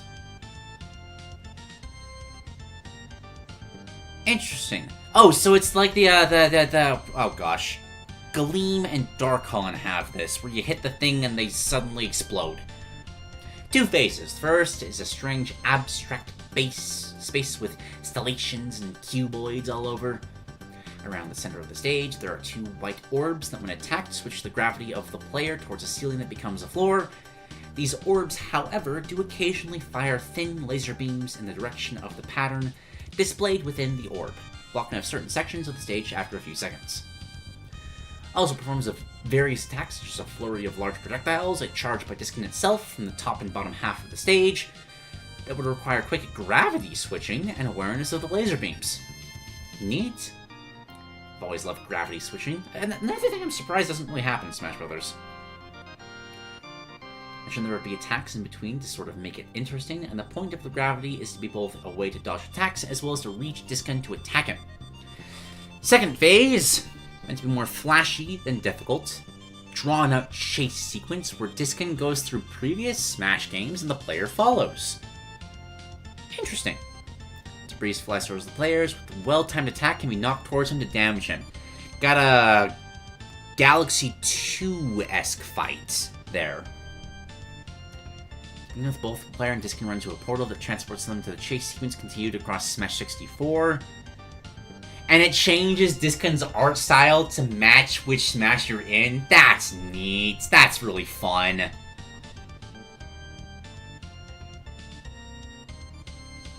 Like hyper-realistic and Brawl. Got maybe favor 3DS specifically for Smash 4 so you can have like the outlines. Final stage where he and the player find themselves in an endless pitch black void. Where you land the final attack and defeat Discon once and for all. With that, this concept comes to an end. I had a lot of fun sitting down and writing game concepts again. Me talked a lot about how writing game concepts fed into other aspects of his life, which I found extremely inspiring and relatable. Yeah! I think just like video games, concept creation, it teaches skills that's so translatable to so many different things. It's just that it's a bit tricky to like make that bridge that allows you to translate them. But once you hit that point, it opens so many doors. A lot of the research out-of-the-box thinking and creative thinking skills I've developed by being a part of this community and watching videos such as those have genuinely benefited me across school and work. Agreed. Can't fully express my gratitude for game design in this community that has done nothing but be supportive and enhancing for my creative thinking. You guys are weird sometimes, but I fuck with all of you. Nice. Obviously, this is a very rough concept, but I hope that it was cool enough to inspire you guys to think more creatively and to do more game design. And criticism, let the stream chat know. Criticism is an amazing way to get the creative gears turning. Thank you all for reading the whole thing, and stay safe out here. No criticism is at all. Like, as just a wacky exploration of what could be, I think this was very fun. I mean, really the only thing I would say is I just want to see more stuff like this. Just expansions. Like, this is just so out of left field. But, like, Knuckles on an R-Wing fighting Thing the Sniper as a Smash Brothers boss fight where it's both a basic fight but also kind of a almost like a 2D, like, what are they called? Not quite bullet hells. What kind of bullet hells? But just like basic ship, like sideways Galaxia. It's cool. It's cool. I enjoyed it. I enjoyed it a lot. Alright. With that... Well... Oh, whoops. Shoot him up. Thank you. Thank you. That's what I was thinking of.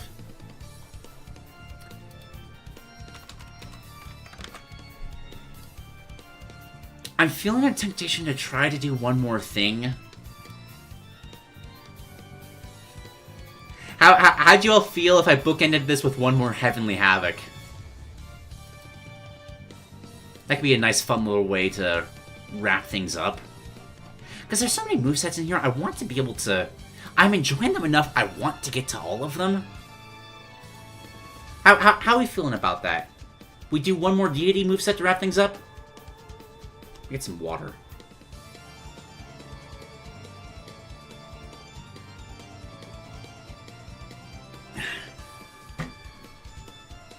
Yeah, sure? Alright. One more for the road. Boop and boop. Let's do this.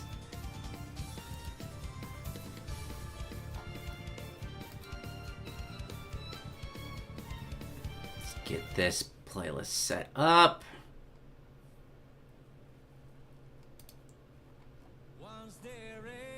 Oh, I'm going to... I know Guilty Gear's probably fine, but having lyrics in the background kind of competes with the voice narration, and that's just hard. Which should we do? What's a pantheon... Grab one of the Egyptian ones, I think. What have we got? What we got from Egypt? We got Horus, we got Set.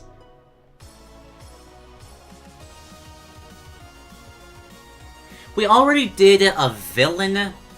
Let's check out Horus. Oh wait, no, but that's also like Sky God. That's probably gonna overlap with Zeus.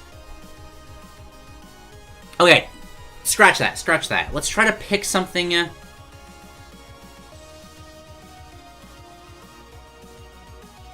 Let's do... Oh...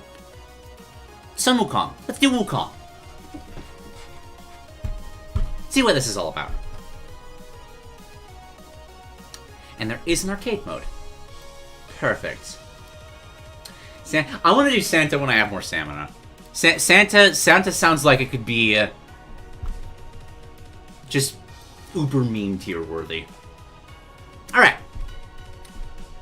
Sun Wukong was given life from a stone by blessings from both Yin and Yang, ending up becoming the Monkey King after demonstrating his holy abilities in a contest. After learning to hone his abilities, Wukong used his immense strength and 72 transformations to kill demons, taking a magical staff from the Dragon King, traveling to heaven, and after finding out that he was to receive a low rank in heaven, decided to make up his own ranking that was better than the gods, and the gods accepted it. He continues trolling heaven until the Jade Emperor is so fed up with him that he tries to get the army of heaven to attack him, and Sun Wukong wins. Until they get the Buddha himself to use his overconfidence and trick him into imprisoning himself, only being let out centuries later to accompany a few travelers on a journey to the west. Sun Wukong is a highly mobile character who shows off a lot of the flow I want this game to have.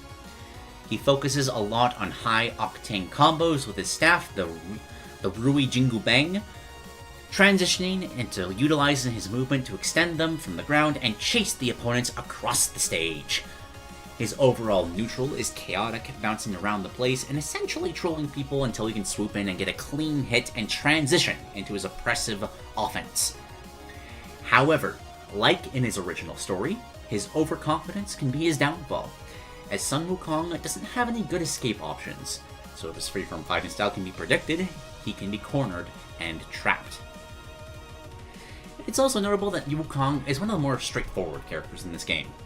The fantasy of playing as Wukong is less complicated divine magic and more focused on being the encapsulation of the fundamentals of this game to prove yourself the strongest, better than the most foolish gods of the Celestial Court. With that being said, Wukong will do anything to get ahead. This is the guy who started stacking methods of immortality for his own amusement, so he has a few tricky tools for you to take advantage of. Okay, light attacks, straight punch, easy combo tool, quick horizontal chop with the staff for the forward, leg sweep for the crouching, lingering kick for the air. This is like the Fox of this game, right? That's the vibe I'm getting here. Descending downwards punch with low landing lag. Yeah, just super quick mobility. Standing medium poke of his staff, high hit stun. Can reel opponent back, so it's almost a fishing rod for combos. Cool. Got a roundhouse spin kick. Forward, crouching, low straight kick. Air is an up to down swing of his staff. Descending is a stolen fall with the staff directly downwards, creating an explosion of clouds. I love BC's. Oh, God damn it. Hang on.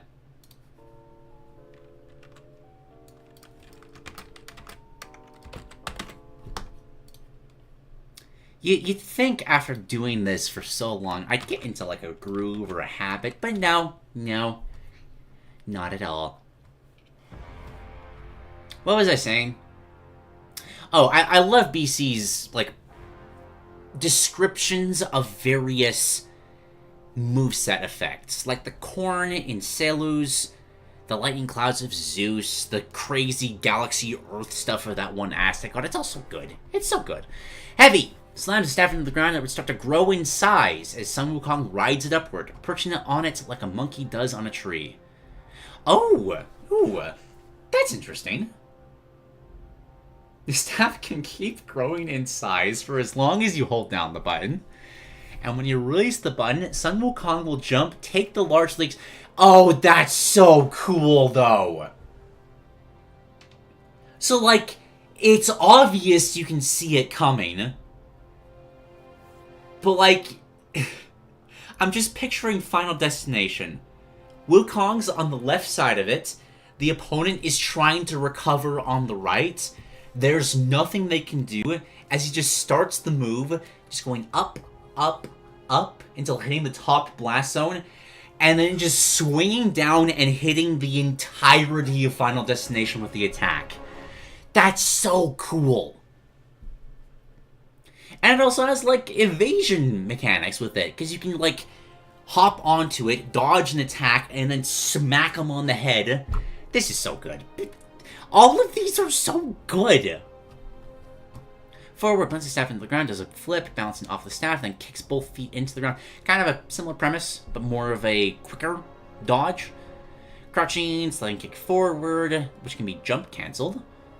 Red clouds appear on the stage, paving the way for him as if he is rolling out his own red carpet. Love that. Based off the concept of Jia clouds. Air is a multi-hit strike of the staff with one going diagonally down, and a fun flip. Cool, he's kind of showing off 3 attacks. Descending now will morph his fist into steel. Is this a Black Wolf Wukong? Yeah, it is. Perfect! Morph his fist into steel, plunging downwards with a forceful ground pound. Cool. Conversion. How does he get mana back? Reel back into a 2-handed palm strike forward as wind and stardust come off his hands. Notably high hit stun in comparison to other attacks, making it great at extending combos if you weave it in. Very Ryu focus attack coded. I like it. Oh gosh. Okay. This is a big one. Standing at Shenwei Shenfa, beyond the body. A duplicate of some... Okay, this is the cloning thing. Appears behind him and charges forward with a straight punch, acting as a projectile which travels in front of him. However, when this attack is cancelled into, the attack done by the duplicate will alter depending on whatever attack you cancelled into. For example, using this attack out of your descending heavy will cause the duplicate to appear above the spot. Oh, that's such a cool mental image! Appear above the spot the opponent will be launched, then do a straight downwards attack to hit them down. Essentially, this attack can be cancelled into to have a guaranteed follow-up from whatever you just used, with the knockback being altered from the original to enable new combo trees. You can use this attack twice consecutively, letting one duplicate appear to cancel out of your attack, then a second one appears, consuming more meter, but this one guarantees a knockback angle directly towards where Sun Wukong was before. You're literally team comboing with yourself. If you cancel it a third time, however, then the combo ends. Wukong will create 8 other duplicates of himself around the opponent, then one by one, each of them... So it's like a Ragnarok attack, like a Strider's Ragnarok, where you just create 8 copies and beat the shit out of them. That's so cool. Yeah, it's an all-out attack. Previous 2 worked for combo extensions. This is very much a combo finisher. Forward. Kishayer Bionhua, the Terrestrial Killer. Takes advantage of one of his 72 forms and the ability to shapeshift, growing spider-like appendages on his body for a moment and turning into a spider monkey. That's silly. Do a rapid series of aura punches. Cool. Inputting jump during this flurry of punches makes it so that Sun Wukong, instead of finishing with the last powerful punch, jumps, firing a web from his hand like he's Spider-Man, then does a diagonally rushing punch into his foe. Cool.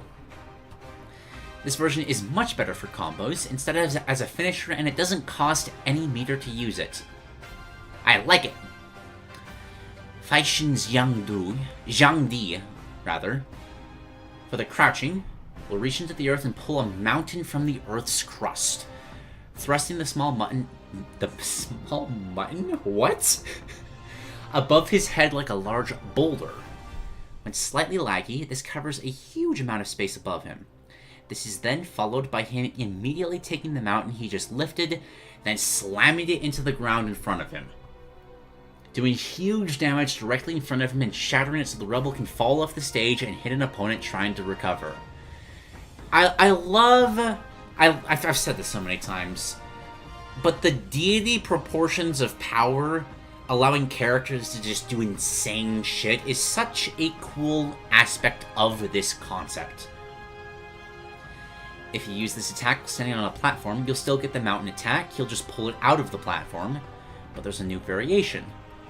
Steal the platform and run around while laughing hysterically. You can then throw the platform as a projectile before it poofs back to its starting place. Or you can swing it like you're playing Donkey Kong Bonanza in a variety of ways, just beating the person up with a literal chunk of the stage. That's so funny.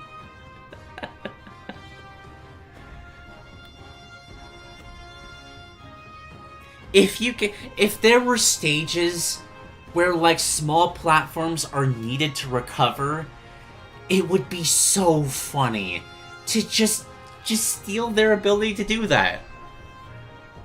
Like I'm picturing, like, you know, in Town and City where they're like, you know, those platforms that go in and out of the blast zone.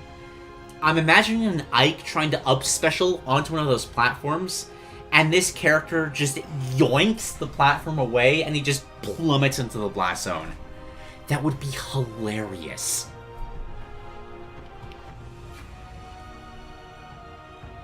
Thing is, the opponent definitely wants that platform back, because from the moment Wukong takes it, if that platform returns to its spot and the opponent stands on it, they'll slightly heal. Interesting. This starts a little chase scene between Wukong and the opponent, where Wukong is encouraged to be a little shit. It just turns him into a Sonic that's running away to stall out. That's so funny. and you can just bonk them on the head with it if they get too reckless. What is the Arab one? The Hyo Yu Shui De Sheng Yao. I think I said that right. Sun Wukong will twirl his staff around in the air quickly, with one side of the staff lighting ablaze in a burst of fire, and the other trailing water behind it, creating a vortex of fire and water. That sounds so cool. The vortex, as he spins, will increase in radius, ending with one last burst.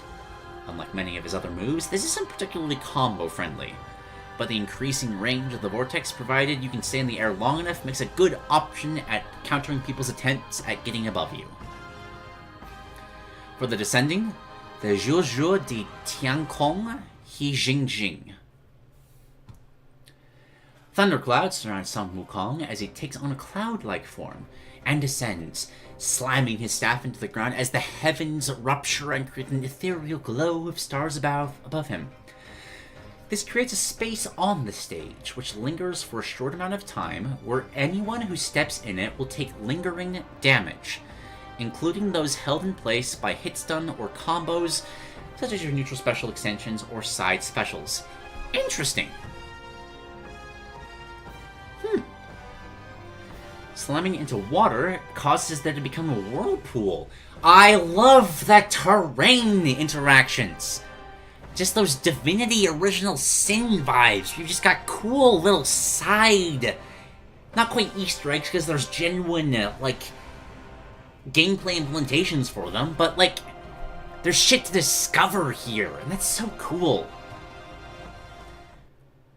Draws people in, making it easier for Monkey King to strike them. Also takes in the rubble of the mountain, of course it does, turning it into, a multi-hit stun mess as you crack the earth open and destroy them with it. And then the movement is the Kinto Un. Summons his cloud. It's what you'd expect. Free-flowing movement, letting you fly and loop around the stage with ease. But constantly drains mana as you do so. We've got specific taunts for this character, because of course you have to. There's a quick flip and laugh at the opponent while pointing. If you hold the button down, he'll expend 5% of his mana. It's just to make a choir of howler monkeys run and laugh at you. Literally sacrificing his resources just to piss you off. That's amazing. For the backward, we'll get on the ground, start lifting the Ru Yi Jingu Bang like it's a barbell. If he is interrupted, you can act within a few frames of getting hit to make Wukong put it onto the opponent and make them try to lift it, which they cannot, making them fall to the ground with it and leaving them on the ground for a bit. Oh, that's so funny. This is a character that can force you to respect his taunts. That's...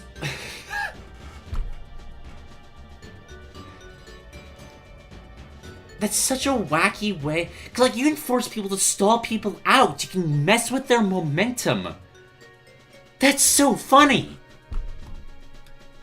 Upward taunt. Portal to heaven will appear next to him. He'll poke his head in. You can see some of the Chinese gods in him. They're telling him to go away. And downward has some actual functionality.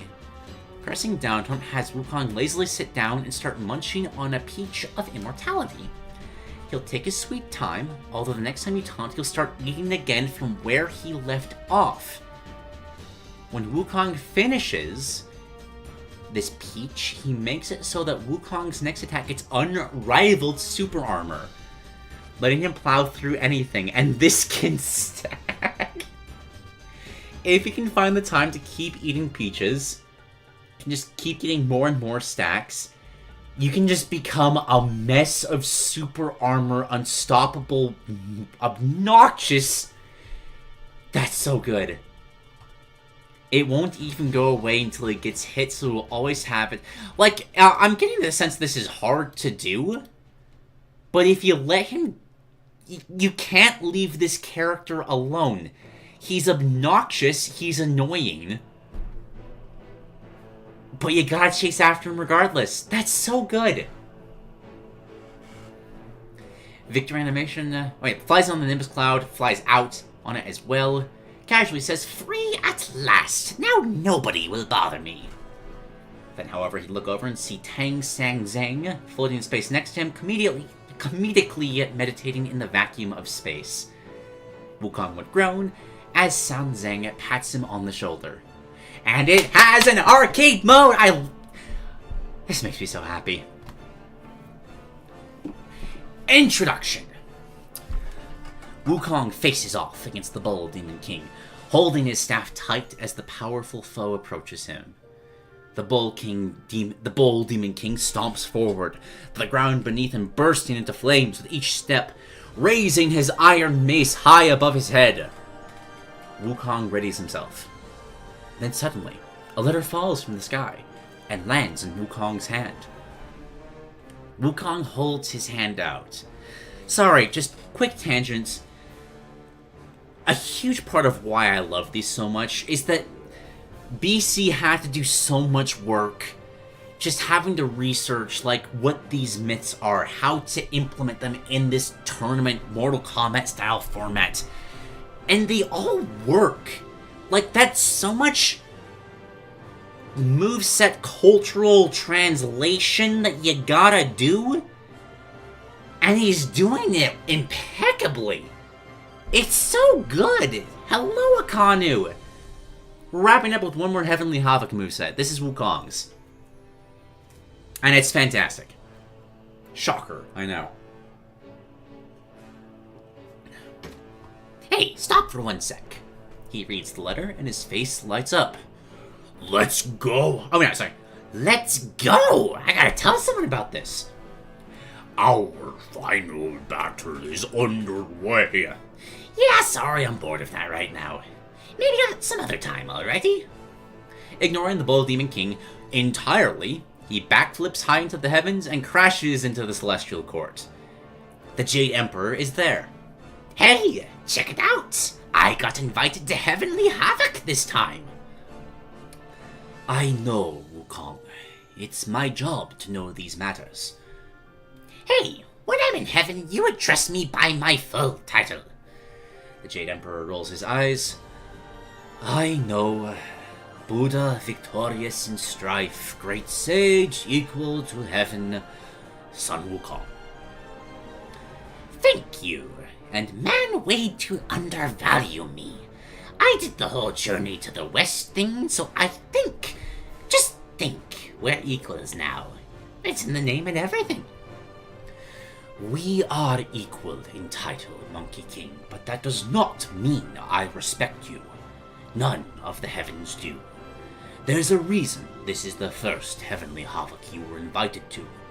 Your lucky Chaos Comp wanted you this year. The heavens don't respect me. Well, you'll have to soon. After I win, you're going to be calling me King of the Gods. No, we will not. Just try to stop me. Hello, potted plants. What did we cover in this stream? We did another Heavenly Havoc at the start. That was Loki. We had Dixo's Mystery Dungeon game. We had the Paper Mario. Quick update on the 2-player wacky gnome racing game from Spud. Love it. And there was one more. Shit, I'm forgetting. What was the other one? Hold on. Sorry. I feel bad. Help. Help. What was the other one?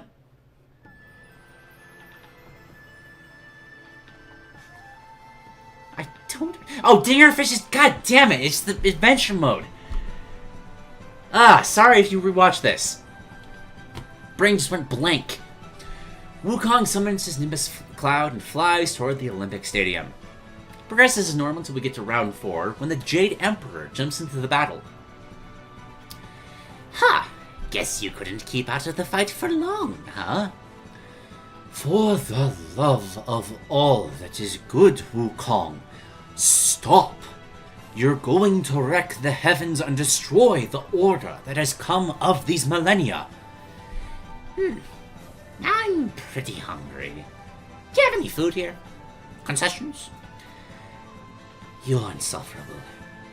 I guess I'll take care of you myself. After the fight, Wukong gets an extra cutscene interacting with the Jade Emperor. I think King of the Gods might not be enough anymore. I think I'll be King of the Gods and better than you, Huang, specifically. You stupid monkey. Hey. Title, remember? I hate you. Buddha victorious in strife. Great sage, equal to heaven. Sun Wukong. Much better. Ah, shit. The next few rounds go as normal. Wukong managed to challenge Tiamat and win. However, as he does, Chaos Kampf appears with his horsemen. Fibblewinter begins. Okay. Thank you, great sage. With your help, I'll now be able to. Wukong immediately runs up and punches him in the face. Conquest and War step in afterward and form a barrier as soon as it is shown Wukong is hostile. At least allow me to thank you for your contribution. I don't care about your yapping. Honestly, I am King of the Gods yet. Am I? Sorry. When I am done, there will be no... Whoa. What was that? That's a new voice.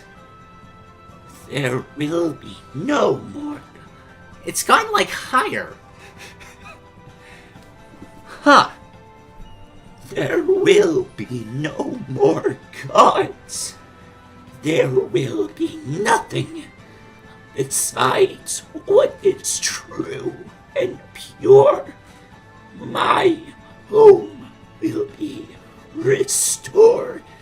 It's weird because it's the kind of voice that the more you do it, the better you do it, because it kind of gravels up your vocal cords. It's fun. That won't do.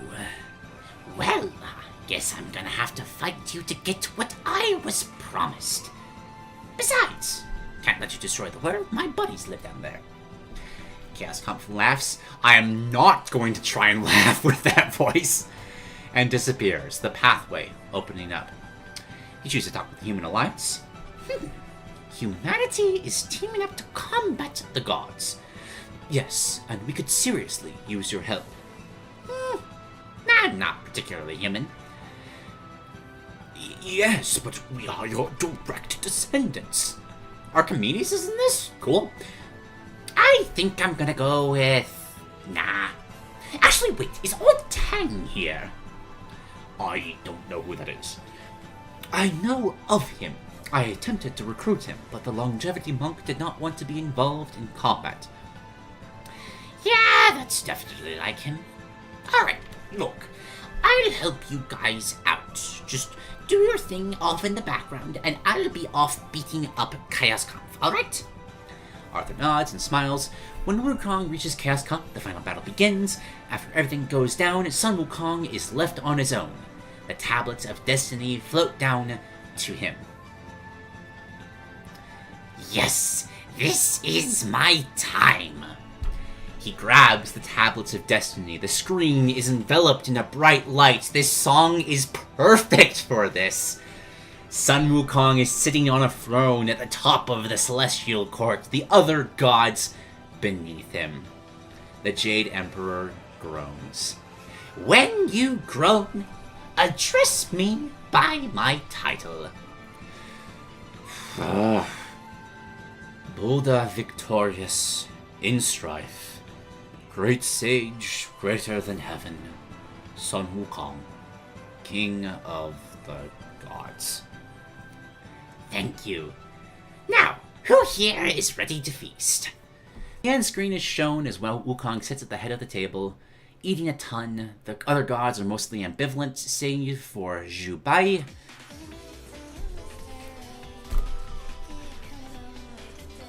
You know, I think Bayonetta music actually fits Wukong super well.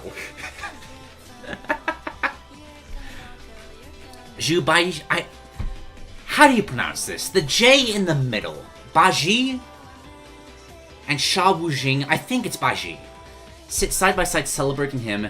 Ting Zing is absent. If you complete arcade mode going through the Human Alliance, then Wukong goes to grab the Tablets of Destiny.